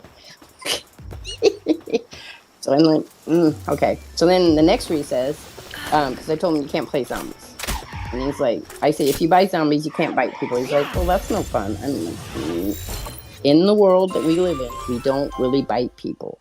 If you want to pretend to bite them, and I showed him some ways to do it, you can do it. So he ran around going, with his hands and his fingers whenever he got close to people. And actually, he enjoyed that so much, he was doing it in a class. And then they were like, you need to fix that. I'm like, no, I ain't fixing that. That's okay. You have proper consequences. You like say, you can't be a zombie in school. You know, you can't be a zombie in class. You can be it at recess, but you can't. If you want him to stop biting children, you can't take away the behavior you have given him to replace the biting. Right. Because that's unhealthy, which is the problem people are having with applied behavioral science. They don't do it right. You have to, if you're going to replace a behavior, it has to be a behavior that's not going to affect the person you're replacing the behavior for in a negative way. People don't, they want to do it their way. So then I get called back another 3 days later, right? I'm like, biting children again? And they're like, yeah, biting them and whacking them really hard. I said, which comes first, the biting or the whacking? So he was pushing children off of the playground area and then biting them and then dragging them into the middle of this big playground hexagonal thing. Mm-hmm. Come to find out they're playing spiders. He was a spider and it was tagged. They were playing tag, but he was a spider. I don't know if they told him he was a spider or if just in his head he figured spiders were really good at tag. I don't know. He tell me, but yeah, I was like, what are we playing? He's like, I'm a spider. I said, what kind of spider are you? I am a tarantula. I said, oh, and what do tarantulas do? Well, they drag their prey back and then they eat them. I said, what did I tell you about biting? He's like, but I'm a spider. I said, I get that, but are you really a spider? Or are you just pretending to be a spider? I so wanted to... I love the way he thought and saw the world. I would have loved him as a child. Ashenda, are you okay? Yeah, guys are talking, okay, because you got really quiet. No, but I know that sometimes you get a headache and you get really quiet. So I'm just checking on you. That is my Shardvixen check on the Ashenda, the goddess, to make sure she's well. I am absolutely fine. I am enjoying this. Oh, I got many of them because I work with many children. But I couldn't do 3 kids. Not a year and a half apart. 9 months apart. That was a little much for me. That'd be a little much for everybody. Well, and because I was going to school full time at night, and then I had work, and then I had my own kids, and they had things they were doing.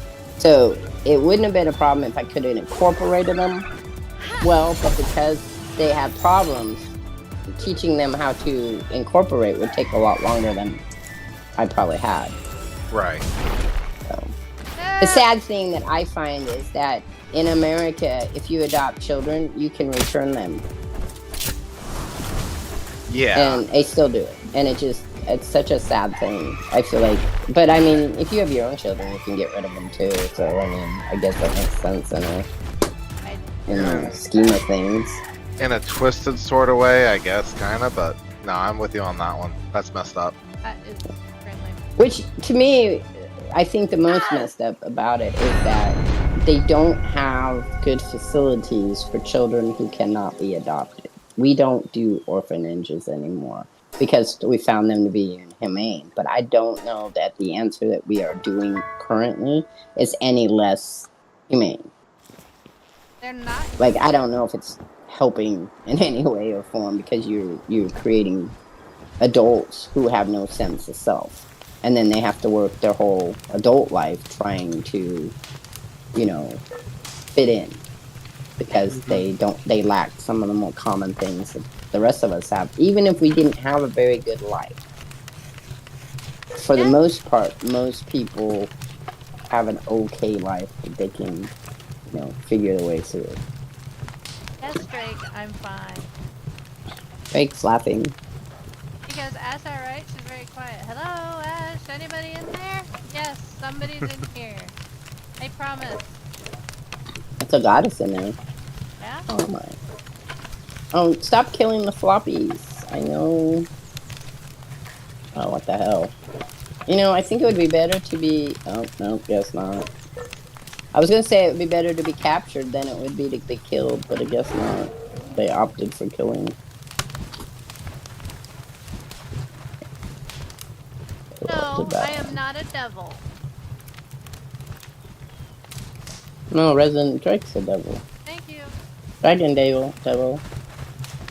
Dragon devil. I need to go. Fighter, what are you doing now? Because I was coming to you and then you moved. Oh, you're getting Catrus? Is that what you're doing? I'm at the area, yeah. Did you want to do Catrus? We can do Catris. Okay, let me get to, it's going to take me a bit to get to a, Sure. fast travel. I have to go backwards. Didn't you know? And then I'll show up and help you. Didn't you know? Fallen Angel.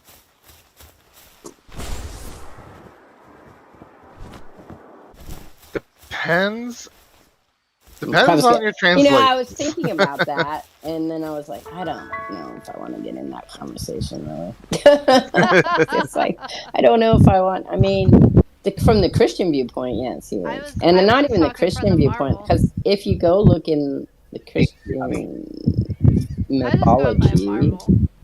No. Yeah. You're talking Lucifer, DC. the show is good, too. Mm-hmm. Sandman style Lucifer as well. Yeah, that's what she's talking about, but she gets Marvel and DC confused all the time. It's DC. Sorry. Sandman is DC. From the Sandman, right? Yeah. Lucifer from the Sandman, which is Lucifer Morningstar is based on. Yeah. Which, funny enough, the actor's Catholic. Yes. Well, I mean, he's Catholic, and his mom was, if I remember correctly, his mom was not happy with the role. With the role, yeah. Yeah. But on the same token, he did bring a little more. I'm sure when you Sandman Lucifer, it's a much different. He actually says he's up to doing another. Yeah, I think that it's interesting. So not to insult anything, but all religious books or stories to me, it's mythology. My gods don't have them as of yet. I would have to write it, but even me, it's not even if I follow it as truth, it's not truth like in the sense we think truth is. Mm-hmm. And so I don't like to insult. I'm not trying to insult people. I always tell them that I'm not insulting you when I look at it as it's not real for me. Because it's real but not real. It's in that spiritual sense of realness, I guess. Same thing as psychology. If you think about it, there is no fact in psychology. There's just lots of research that states the likelihood thereof. Mm-hmm. And so you have to prove it. Prove it. Prove it to me. We had another Mandela effect yesterday. Mandela effect. Oh yeah. What's a Well, Mandela effect? you're Just talking about remind me, because you know my brain's old. Well, the Right. Mandela effect is when you remember something different to what it is actually. Oh, well, that's all of human beings' memories. Right. But But it's Because there's three Mhm. beliefs of in any given event. There are at least three sides. Could be two sides. There's the truth in your side, but for the most part, it's going to be three or more, two or more. it's like the reason they call it the Mandela effect because when did Nelson Mandela did Nelson Mandela die in prison? I don't know when he died. I could look it up, but I don't know off the top of my head when he A died. lot of people assume he died in prison. As a matter of fact, I will tell you, up until I heard about his reelection, I thought he had died in prison. Mhm. What, baby? Oh, he must be talking in sleep. Hi, Okay. Hello. I mean, I know who Nelson Mandela is. Right. It's just not off the top of my head. He was the president one of of those Africa. things. Yeah, it's not one of those things that I know much Right, about but him. It's like Gandhi. He was put in prison, South Africa. You're right. But then he became president. Right. Anyways, so that's the theory, is that a lot of people believe one thing, but then the truth is something else. Well, we had our own little version of that. There's a community called Johnny Cho. Yeah, I was gonna say. I knew it was Jay something, or I knew it was Jay Cho, but I couldn't remember if it was Johnny or Jimmy or what. But yeah, Johnny Cho. I listened. Johnny Cho. Mm-hmm. So wait, Nelson Mandela died December 5th, 2013. Mm-hmm. Okay, I just said when did he die, so I went to look. Oh. There we go. That's when he died, guys. Now we all know. Uh huh. So, anyway, and here in Florida, there's this nobody uses it. So No. they'll occasionally. Maybe they're all in Oregon too, because nobody uses them here either. It must be a states thing, because I swear nobody uses them here in Florida. I think that it's a generational thing. Maybe, but like, I could have sworn that he would say, and I can hear his voice saying it. What's that clicking sound? Well, I went and was looking something up, and I caught I was trying to quote him to someone else. So I looked up the video, and lo and behold, it's not that. It's what's that clicking? Yeah, but I can hear him saying, "What's that clicking sound?" So much so that I say, "What's that clicking sound?" whenever I have to like hit my brakes because someone decides, "Oh, I'm going to turn here," but they don't use their turn signal, so I have no idea what they're doing. Right. So I'll say it, when she's on the phone with me, as just like a little way to vent my frustration. And now I'm like, my whole world's been turned upside down because no, I've been saying it wrong the whole freaking time. So there's a phenomenon for that besides the yeah. So what it is that the human brain processes information, right? And some of us, when we, like me, I have a processing disorder and I have an ADHD. Now, I was not diagnosed with ADHD until I was in my 20s when they diagnosed that I had a processing disorder, because they couldn't understand how I could read so well but couldn't spell. Common for ADHD. You can read really well and can't spell. Can't read very well, can spell really well, because it takes different brain processes to do those two things. So in the 80s, it was believed that they both of them sat on the same thought pattern. I mean, because to read, you would have to spell, which is not necessarily true. Do not need to spell to read well. Because reading has to do with memorization of translation of information. So you have an idea what blue is. I have an idea what blue is, but we use the word blue to get as close as possible to the same meaning. So if I say blue, you'll come up with an image in your head. There is no guarantee that it's the same blue that I have, but you'll have a general idea of what blue means. But neither of Right. us have to spell blue to know what blue is. So that's, Exactly. but we both need to have an idea of how blue sounds to be able to understand that we're both talking about the same blue. Yep. So We he do wants, not. Lieutenant Drake has requested more Roger rants. Shut the fuck up for the night. We do not want Roger rants. I just think he thinks it's funny, but it's too bad I couldn't have you call his answering machine. Oh my god, that cracks me up still. I call that whenever I need a pick me up, but it is not nice because literally it's basically, if you know me, leave a message. If you don't, go fuck off. But the way he says it is, he's just angry through the whole thing. So in the case of you hearing a quote in your head, like you hear his voice, because that's how you translated what he said. Right. For whatever reason, for you, that's how you translate it, and that's how it sits in your head, in your memory, in your visual, in your auditorial memory, because it's in your auditorial memory. Right. So people are always very intrigued by that, because I have problems where, and it's a big problem in this house, where someone will say something to me, and I will say, I did not hear that. And they'll be like, you were standing right there looking at me. It doesn't matter. The words did not get to my brain at all. I might have heard you talking, but the words don't make any sense, even though it's English. That's all I speak. I can do sign language. I know a little German. I know a little bit of this. But and reading's like that for me. So when I read, I know what the word is supposed to mean, but it has a whole different meaning for me emotionally and mentally and physically. So when you say tree, you might look at the image that you see in your brain could be the traditional sign of a tree. You know, it's a curved, two curves and a little bushy around it.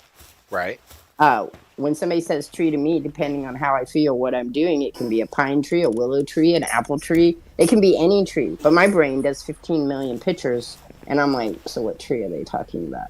So I have to listen to the whole conversation to determine what tree you're talking about. I can't just assume that you and I are thinking the same tree. So Drake, you say that you blame RTV games because we spell words wrong. Mum is not mom. So what's the difference between mum and mom? Because last time I checked, they were the same damn thing. MUM and MOM. Yeah. It's how you pronounce it. Yeah. So yeah, that I can agree with. Mum and mom are not spelled the same. But unless you'd have to look at the there's a word for it, the study of language in Australia to decide, in England, to decide where mum comes from. In their case, I don't know. I don't know if they know.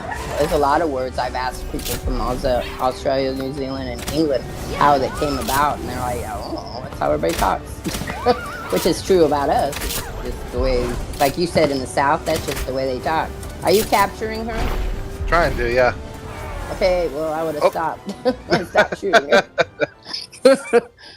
That's when I asked you. That would have been when to do it. I'm sorry. I would have said, oops, you want to get her now? Also, me and Ashenda had that problem before. She said, I want to capture. And when she said it, I already released an arrow and killed her. It's good. So it was kind of a delayed thing. That's why I have the ring. Oh, you can bring her back? Cool. Yeah. Let's see here. We're going to do a little search on mine.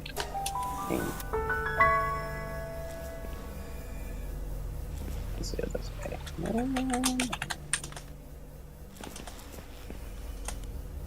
Because I'm pretty sure it's a #1 search for that. So mum is a Middle English word meaning silent and may be derived from the mummer who acts without speaking. That's what they say in Wikipedia for mum, because it's mum. Right, as in being quiet, because that's the easiest thing. So then we're going to go down here, why are mothers called mum? And it says the origin of the word mom can be traced back to the 16th century when it was used as a shortened version of mama, which is the Latin word for mother. Right. Where did mum come from then? Mum, on the other hand, has its roots in Old English word "modor," which means mother. How do you get mum to mother? That's kind of Maybe that's so. Maybe it's just the accent. Could be. That's the only at that thing I time. can. English for ladies. So that's a cool one. Let's see what it says. Mom or mum. So mum or mom in Australia. In Australia, the usage of mom and mum is relatively similar. Both terms are considered correct and appropriate when referring to one's mother. According to a survey conducted in Australia, around 55% of the participants used mum as a way to address their mother, while 45% used mom. However, it is important to note that these percentages may vary depending on the region, demographic, and cultural background. Australia is a multicultural country with diverse population like us, so we would reflect on that. But then it does say the origins of mom comes from the Old English word modor, which is a long O, so modor. Because it has a long line over the O, so that O is going to be a long time. So. Right. Both mom and mum have undergone changes in meaning and usage over time.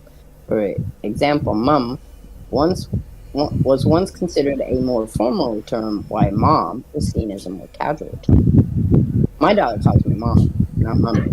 No, a mommy. When she wants to talk, or mama. Those are the words she calls me. My son calls me mom. Neither of my children call me mother, unless they're pissed off at me. Never called my. When I talk about her, I'll say.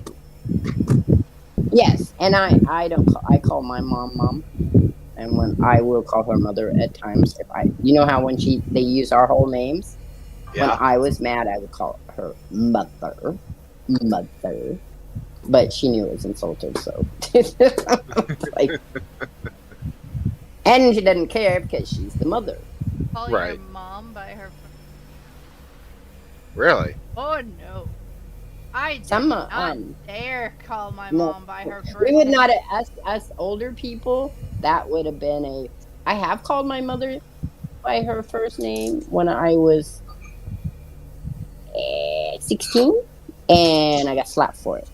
The second time my mother hit me. The first time my mother hit me was because I called her bitch. Bitch came first, and then her name. So, now see, that is where you don't do those things. When I talk about her to say doctors stuff, you'll use her first name. Then I'll use. In a formal setting, you would use her name if you're talking to her as a person. Right, if you're talking about her as an endearment, you usually use the name.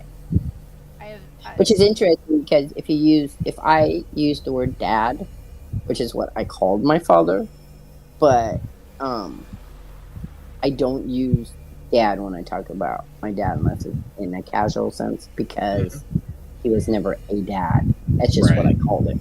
Oh, yeah. He was always a father because that's the person that he wanted.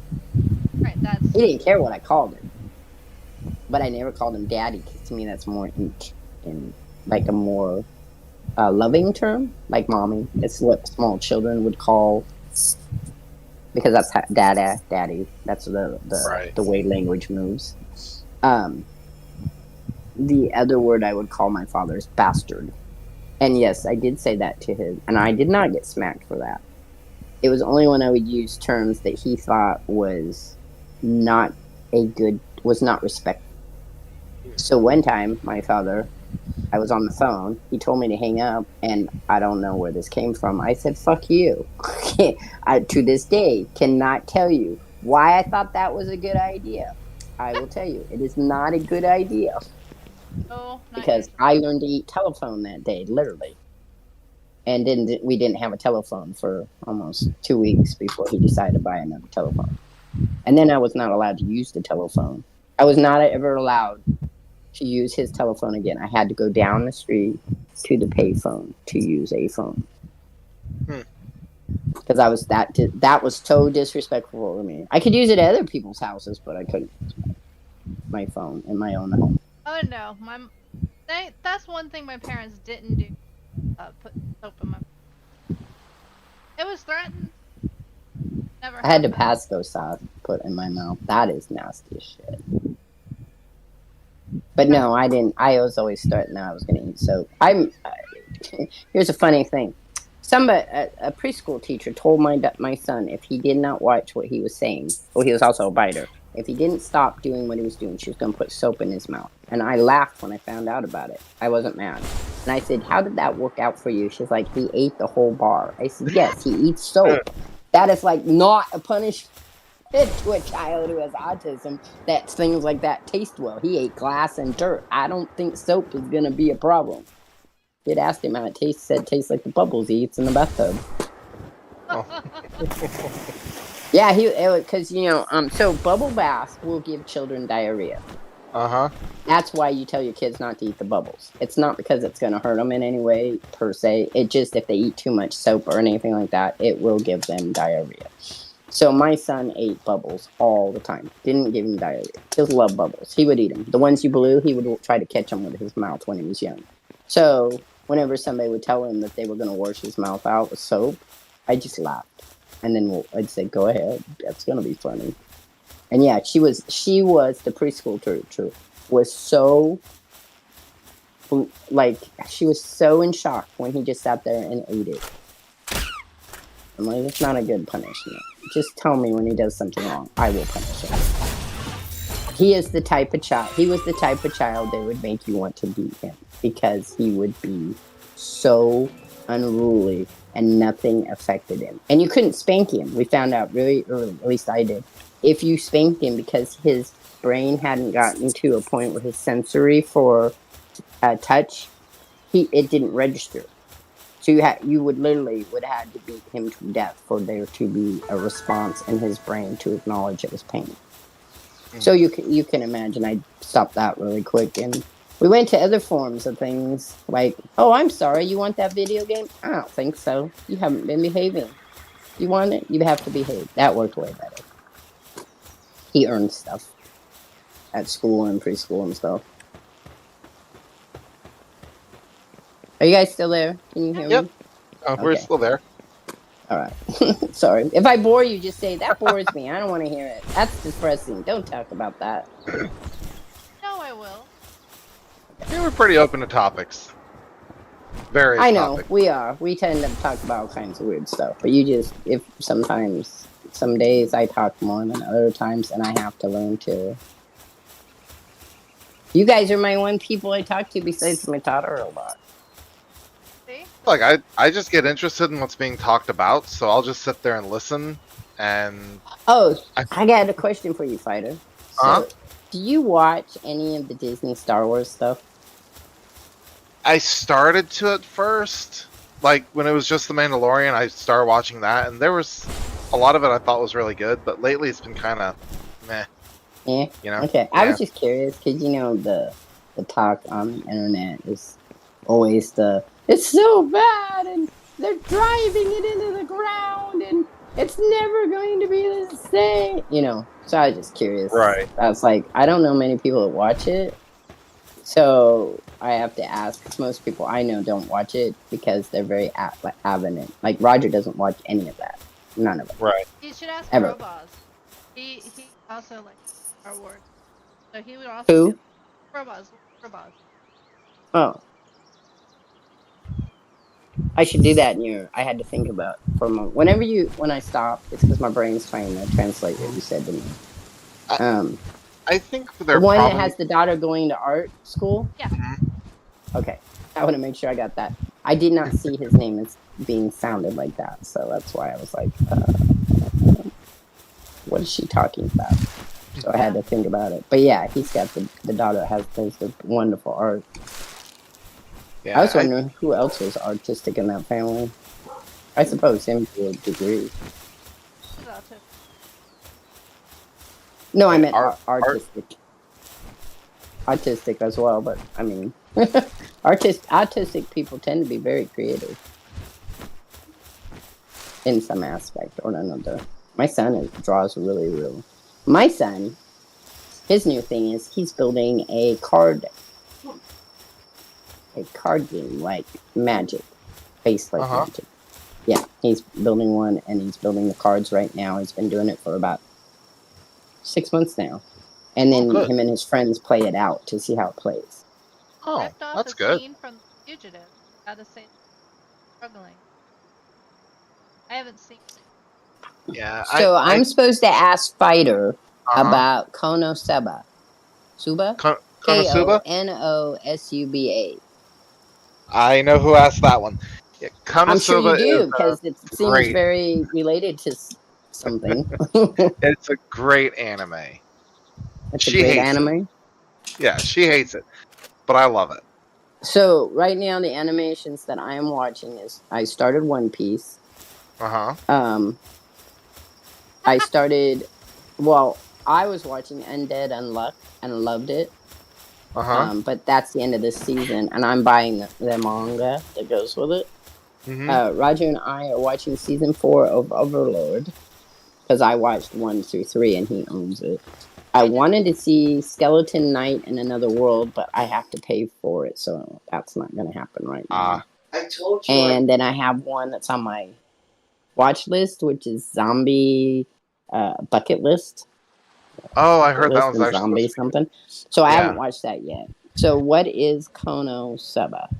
Konosuba is it's one of the earlier actual like isekai kind of genres of anime, which is someone from our world gets teleported into a fantasy world. No, I know what they are. Okay, they get hit by a train or a bus or truck or but this they get killed or something.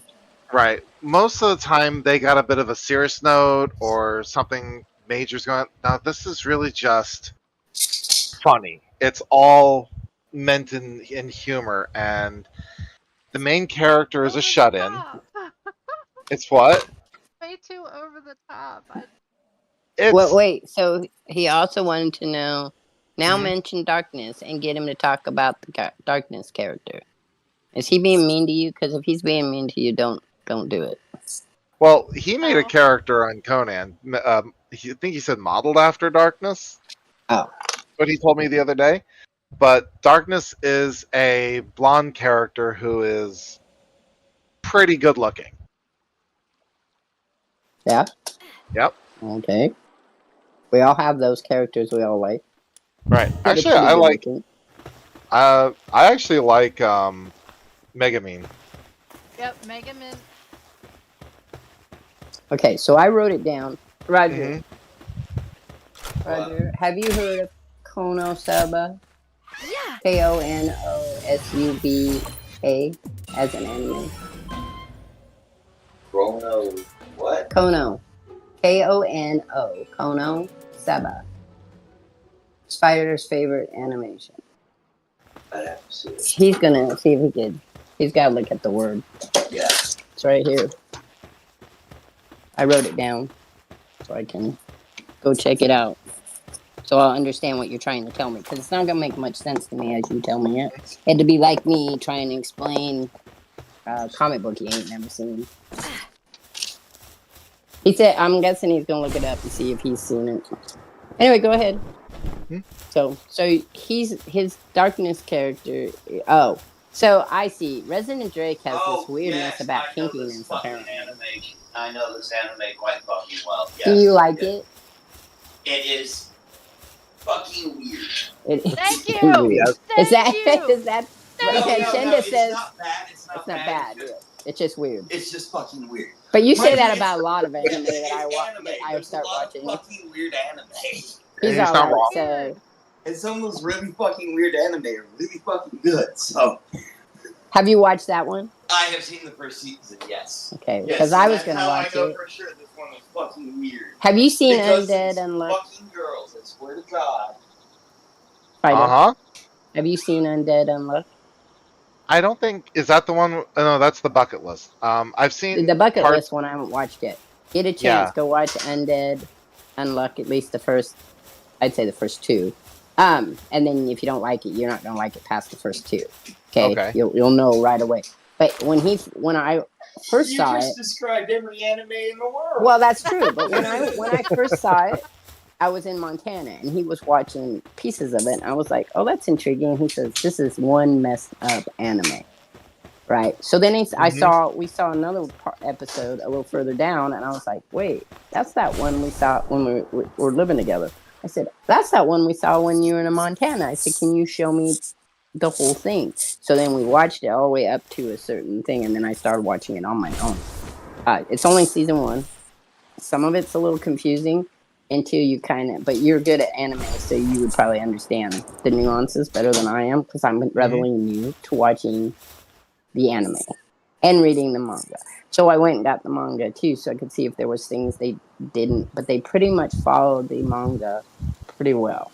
Mm-hmm. So, because I know he said that in Overlord, there's a lot of stuff they don't put in Right. the animation.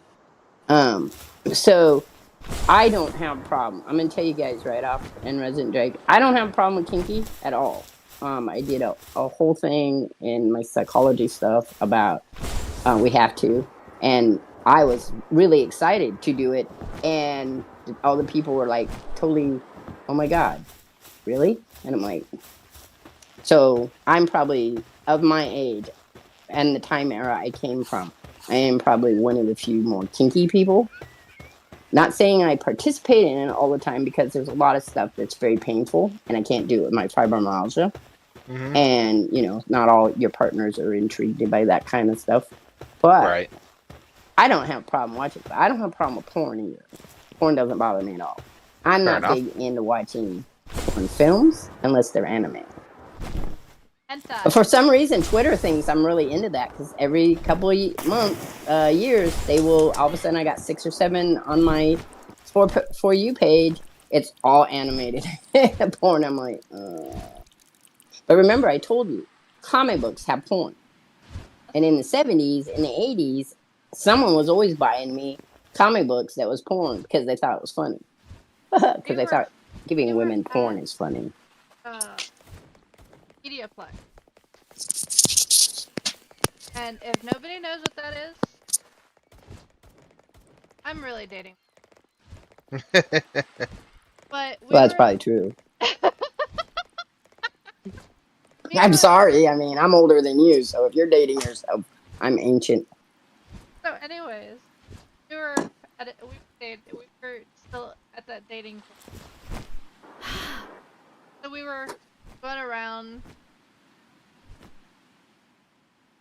We were going around looking at anime we wanted to watch, and this older woman, her kid comes up running up a video of an anime. Of course, it's VHS. Right. Tells you about, yeah. Your age. Yeah. Tells So you about right. how long ago it was. Yeah. Literally, that's all it does, is tell you how long ago it was. It was a VHS. Yeah, it was a But then, VHS. of course, if you were there and knew what a VHS was, then yes, you were old too. And But I he remember comes running before there up. was VHS. He comes running up, handing it to his mom. Like, "Can we get this?" And Fighter sees what it is. Yeah, I see the title. I'm like, no. And I looked at the mom. I'm like, no. You don't want to get that for him. Why? It's just a cartoon. Yeah, that's what No, everybody it's always not. tells you. I was like, no, All it's the not. cartoons in the world. Like, not all cartoons are kids. Well, how do you think children got to see The Simpsons? Or how do you think children got to see Rick and Morty? Because adults see cartoon-like things, and all they see is cartoons. And then whenever, like, I was in a class, and I tell people this all the time. So my family loves SpongeBob SquarePants. It is a very popular. In fact, it's so popular that when my grandson goes to sleep at night, that's what he's listening to. New, old, it don't matter. They love it. They can quote shit. We know the hash slinging slasher. That's a big joke in the house. Or I like the one when they adopt a little clam and they pretend to be mom and dad, because it's very interesting psychologically wise. Right. I was in this class and we had to put cartoons. We had to pull out 5 cartoons that we'd suggest that would be good for children to watch, and 5 we weren't. And this lady stands up and she goes, SpongeBob SquarePants. Now, at the time, I didn't know nothing about it. I didn't really censor my kids when they were watching cartoons. If they were watching Adult Swim, I would, because I knew what Adult Swim was, because I like adult cartoons and animation, because I've been told there's a difference between animation, anime, and adult cartoons. So, I was watching at the time. I was watching a lot of Adult Swim when I could get it, and so I know a lot of the old titles for animation. I'm not sure it's anime because it was Americanized, so I don't know which one it falls under. I never cared personally. I'm sorry. I know that upsets other people that are very into, like my partner, and my daughter. So this lady is just going on and on and on about this, how they mix up genders and they're doing all this stuff. And I was like, I raised my hand. I said, what is it that you don't like about it? And she's like, well, it's not true. It's a cartoon. It's not supposed to be true. Right. I haven't met very true cartoons. I mean, even the cartoons that you're picking out, the 5 cartoons that she liked, like one of them was Tom and Jerry. I'm like, do you know how violent Tom and Jerry is? And she was like, what are you talking about? I said, well, okay, so you have a problem with this one, which is about sea creatures that have been mutated, right? I said, but you've got Tom and Jerry, in which Tom is trying to kill Jerry to eat him because he's a mouse. He never eats, well, he does eat him. There's quite a few times he puts him in his mouth. I said, so of the two, if you're going to talk about that, I would prefer my son to watch, because at the time my son was like 2 or 3. I said, I prefer my son to watch. Actually, he wasn't born yet. I prefer him to watch SpongeBob SquarePants or Ed, Ed, and Eddie, because that was one of my choices, was Ed, Ed, and Eddie, because I named my son after it. And she's like, I haven't seen that show. I said, I'll tell you what, I'll watch SpongeBob because I haven't seen it, so I can't argue it with you. And you watch Ed, Ed, and Eddie, and then we'll have a conversation about it. She said, okay. But then the rest of the class went through, and I picked out my cartoons that I thought were really good, educationally wise, and one of them that everybody got mad about, I don't know why. Oh yes, because he was purple and carried a purse with the little Twinkie Winky guys. I can't remember their names now. Teletubbies. I thought Teletubbies was a really, but they weren't a cartoon, so I couldn't use that one, and so I had to pick out. I was like, I don't know many cartoons that are good for kids. Maybe definitely not Looney Tunes. Yeah, maybe the baby Looney Tunes. Remember when they came out with that, where they were all babies? Maybe that one. I hated that show. I hated anything when they took something and made them babies, because that just like Care Bears. Care Bears was one of my choices. I thought Care Bears was a very cute little story, because they loved everybody, even Grumpy. And when he was grumpy, they loved him. So anyway, that went through. I came back. I went home. I said, hey, we're going to watch. I told my daughter, we're going to watch a new show. And she's like, okay. So we sat down and watched SpongeBob SquarePants. We watched it all night. It was so funny.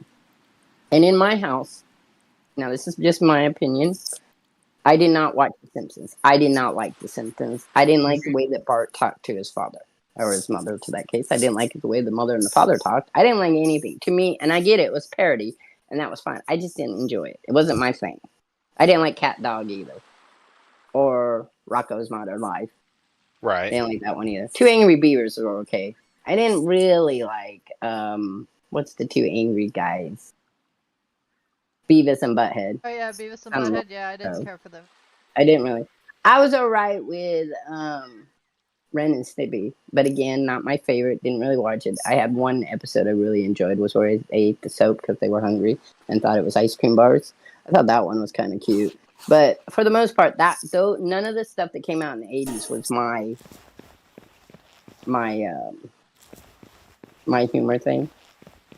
So, but that's just me. So then when this lady comes back, the next time I went, I'm like, I absolutely love SpongeBob. She goes, did you let your children watch it? I said, well, I only have a 12-year-old daughter. Yes, she got to watch it with me. And she loved it. And I said, I see nothing in it that would not be. Is it educational? No. So on that point, you are correct. There is no education going on there, except that it does delve into a lot of psychology. And she was like, children of this age don't need psychology. I'm like, children at any age need psychology. Excuse me. If you have a child that's not understanding the world well, understanding how they might be seeing the world is a good thing. Yeah. I have to say though, she got stuck with me for a group assignment and was really unhappy. She went to the counselor. At first the teacher told her no, then the counselor, because teacher told her, as adults we must learn to work with. So that didn't go over well. And then the counselor came to me and asked me if I understood why she might not like to, and I said because I don't agree with her stuff. She's like, well, that's not a reason for not wanting. I said, maybe we don't align culturally speaking. I said, I don't know. I said, I don't care. She doesn't have to work with me. I can do the work by myself. She also was worried she wouldn't get an A, and she was one of those people that everything had to be an A, and I didn't care. Oh, of course. I only needed to carry B's or higher to get into a master's degree. That was the only thing I was required. And I wasn't even required that to get in the master's degree. I just had to carry it when I was in the master's degree. So I probably had a 3.1, maybe, because there was 2 classes I did not do well in. One because me and the instructor didn't go along, and another one because I just was pregnant and kind of flaked the class. And I didn't get my final done until it was too late. Right. So, I mean, that's always going to mess you up for a class. Yeah, I mean. It's true.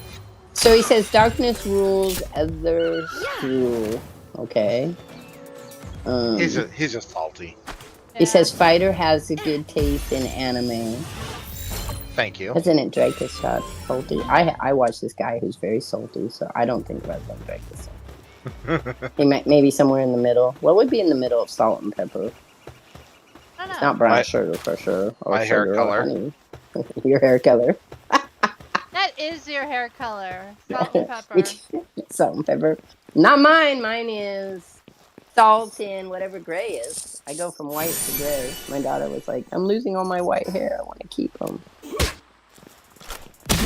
You probably like Roger's taste in anime as well. He tends to run on the more oddball shit. That's what he was watching, the Skeleton Knight in Another World, and I saw that and thought it was cute. I wanted to watch that because the girl turns into a pig, and I thought that was cute. And then, oh no, that's the mushroom one, and that's a manga. It's not an actual anime. They just tell the story. Right. I guess on YouTube. Resident Drake says he needs more rom-coms. Did you see The Proposal? That's a good one. That's one of my favorite. How about French Kiss? It's oldie but goodie. That's a fun one. I just watched it. It's not out of date. Too bad. Proposal's a newer one. How about not Bodyguard? What's the other one I want? Oh shit! There's one with General. I didn't like it very much. It has Gerald Butler and Jennifer. I don't like her. It's why I have a hard time with it. Jennifer. He's looking for rom-com and. Oh, I see. Not movies. Well, couldn't tell you. He watches them in secret. I watch some romance ones. There's Fruits Basket. I think you'd like. Yeah, Resident Drake. I'm sorry. She said you wanted anime, romance anime. If I'm going, okay, I'm going to tell you right off the top. If I'm doing romance anime, it's going to be cross-species. Or gods to... It's going to be like the Overlord kind of style stuff. You should try first. There's another one I'm supposed to be watching that I just have a really hard time. Fairy something. I am able to get into it. Try it and you watch it. I have seen it and you watch it. I also was doing, for a while there, the guy that, and I always forget the name of it. Maybe it is in Russia. Where it's one guy and 14 girls, and they're all from outer space and demons. No, that's not. Oh, that's, Tenshimuyo. Yep. That was a favorite of mine in the 80s. The first three, and then they got odd. By the 3rd season, I was losing it because they would reboot it. Right. And say they went through a dimensional thing. So I had a really hard time with it. Because I really liked the first one with where he meets the demon on the way home. And then she falls in love with him. I really liked her character. And then they kind of did away with that whole concept and went to something else. And I was like, I'm done. Thanks. If you can find it, it's a little bit hard to find. Oh My Goddess is a good one. Or Oh My Goddess, whichever one. Oh my god. I'll write that down. It's I'll tell you what I watch. Where I watch it, I watch on Netflix, Hulu, and sometimes Amazon if I can find it free. Otherwise, I don't have the money to pay for no, I know. stuff. Oh my I didn't goddess, you say, said? guys. Yeah. Oh My Goddess. Oh My God. Well, I say either one because some depends on who's translated. Yeah, I'll look and see. I got the 2 now to put down to look. So he loves Overlord. I like Overlord too. The style is a little hard for me. There are 2 versions. But that's why I said it. But the hardness is that sometimes it's because they're starting to build a story mode, and I'm the plot, for the season, and I'm like, well, I want to finish what they were doing in the last one, but it's not how they do it. So that's the only time I get kind of. I'm like, I really was interested in this. Can we go back to that? At least they kill them off. So then, if they kill them off, then that's the end of the story, and I don't have to worry about it. But when they don't kill them off, and I'm like, where are they at? What happened to them? Why are we not seeing these people anymore? Or in the fact that he doesn't really go into too much of the romance sometimes, like it's just teaser shit. So that's kind of. I really wanted to know where that was going. Right. But yeah, I always try something new. I tell people that I'll try something new. You suggested it to me, and I'll try it. Yeah. But I was just wondering if Fighter had watched the newest one, but I'm guessing no. In the Star Wars stuff. No. Yeah, I started losing interest in it. Unfortunately, they just weren't as good. I think what the problem they're trying to do is because they're trying to do, Disney's trying to push a lot of quantity over quality out. Is what I think's going on. And probably they're trying to set up their own version of stories so they can then produce more stories. Right. I mean, I get it to a degree why they would want to make more, but it's just to the point where it's like, yeah, but if you're not going to make anything more that's good. Yeah. Well, we had a conversation in our house about that. Mm-hmm. Is that okay? So when, as a creator, do you say I'm done with this? Right. And anything. So I have a painting series that's going to be over 100 paintings. So I have to figure out a way I want to classify them so that it doesn't feel like you're just pushing shit out for the sake of pushing shit out rather than creating things because there's a sense to it. Right. I don't have a problem with people that do that. For me, though, I want to create things that have a sense of. Right. Because that's what art is for me. I'm putting something out there that has meaning to me, but will also have, whether you like it, dislike it, whatever, it has meaning to you. Because that's how we connect with art. Mm-hmm. So in the same token is when you're like comic books. So when you read comic books, sometimes the story will go on forever. The back plot, and then there's all the little plots. And then they just drop off, so you never get to the end of the plot, because I'm thinking they got tired of writing about it, too. But when should an author stop? Because even if people enjoy it, are you still enjoying it if you're not producing work that is enjoyable? Right. Like, for the sake of, let's say, Star Wars, for that fact. If you put a story out, right, and you're like, I really believe in this story, and I'm going to produce it because this is really the story that I have something to say. Right. If you're not really telling the story, and you're just doing it for making more money, as in the case of Disney, is it really worth your time and effort to be... They're going to always throw shit out like that. But in our house, we were talking about this. Like, is it really worth it to continue a story just because everybody else wants to know? And then the one I always use is Assassin's Creed 2. So you had Assassin's Creed 2, Assassin's Creed A, or B, however you want to say it, Assassin's Creed, which spans his whole life. And then they had an anime that ends Ezio's life. So you have this whole start from when he is born to the end. Mm-hmm. You kind of don't really see him born, but you see where his ancestor, his dad, and everybody, where they kind of go after after the first one there. Wait, they had a manga for an anime. Death. Yeah. Yeah. It's a really good little story. It introduces you to the Chinese assassin that's in what's that called? Chronicles. Assassin's Creed Chronicles, which are little short games. Yeah. And it's very warming because you kind of see where, but he had a daughter and his wife and everything. You kind of see, and you meet his wife to be in the third one in Assassin's Creed B. So they have it's called Lineage. I think it's Lineage. I'll have to look it up because there is Lineage too, which is about his father. It's an anime about his father, Ezio's father, which sets up for Assassin's Creed 2. Okay. So and then there's comic books, and there are books as well, and there is a huge book that shows you the lineage of all of them that has really beautiful artwork that shows all the assassins up to, I think it came out before right after Unity, the book did, so it's not going to have the newer stuff's not going to have Valhalla and all that stuff in it. That has like the Russian and the stuff from the Chronicles. Right. But yeah, so it shows you this whole storyline of it, and it ended. And then they never went back to it, which I thought was great on them. Yes, we miss that gameplay, and yes, we miss that character. And there were two games that were produced for the Game Boy for Ezio, and one for Auditorio. Auditorio was Ezio. The other guy, I can't think of his name right now. From the first one. Yeah. I can't think of his name. It's just, I know his name. My brain does that. It stops, and I can't remember it. But they have a Game Boy. Altair, They have 2 Game Boy games for him too that continue the story. If you wanted to know more about how he builds up the library that Ezio finds later. Assassin's Creed. Yeah. So there's these stories where they end, like they end them for you.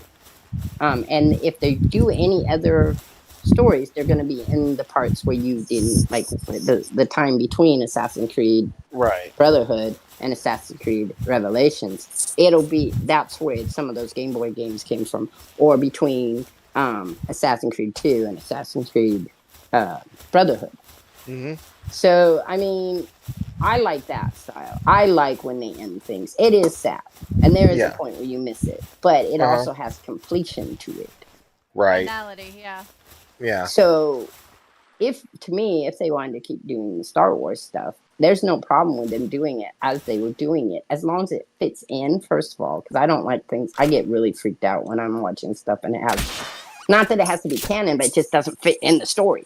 Like, how did that work out? You know, you know, and if the character has been just left out on original, and then they come back and say, oh, this is what this character was doing when all this other stuff was going. I don't mind that. I just don't like where all of a sudden we're just gonna put the story in and it doesn't fit. That when comic books do that, it bugs me. I don't mind adaptations. I don't mind where you take a story that's been told before and you change it. That doesn't bother me at all because it's very comic bookish style. Yeah. I just don't like the inconsistency, because then I like to know. I'm a world builder by nature. When I make stories, I want to know how the world started. I don't need to read it I don't need to play it in the game, and I don't need to read it in an actual. It's just if it's in some notes or whatever, I can go back, or they give you the lore. It has little drops and bits, like in Dishonored, they tell you all the lore about stuff, about the politicalness that's going on and what's going on with the people. They don't. It's not in the game. You do not have to read the lore to enjoy the game. Right. And that's the same with Assassin's Creed. You do not have to know the lore to be able to play the game. I feel like that's what's happened with Star Wars, is that you have this lore and then they want you to follow all of it to understand what's going on. But because it feels very disconnected if you don't. But yet it doesn't fit anywhere. Right. Like you know the lore already because Star Wars fan, you know it. But it doesn't connect to, or if you don't know the lore, it's not going to make sense. Right. Like, so I didn't know about his favorite character, Roger's favorite character in Star Wars, which is a weird goddess, death goddess kind of thing. I didn't know nothing about that, ever. But I didn't read none of the comic books. And then I guess that was in the comic books in the books. Because I don't remember it anywhere in the movie. What's her name?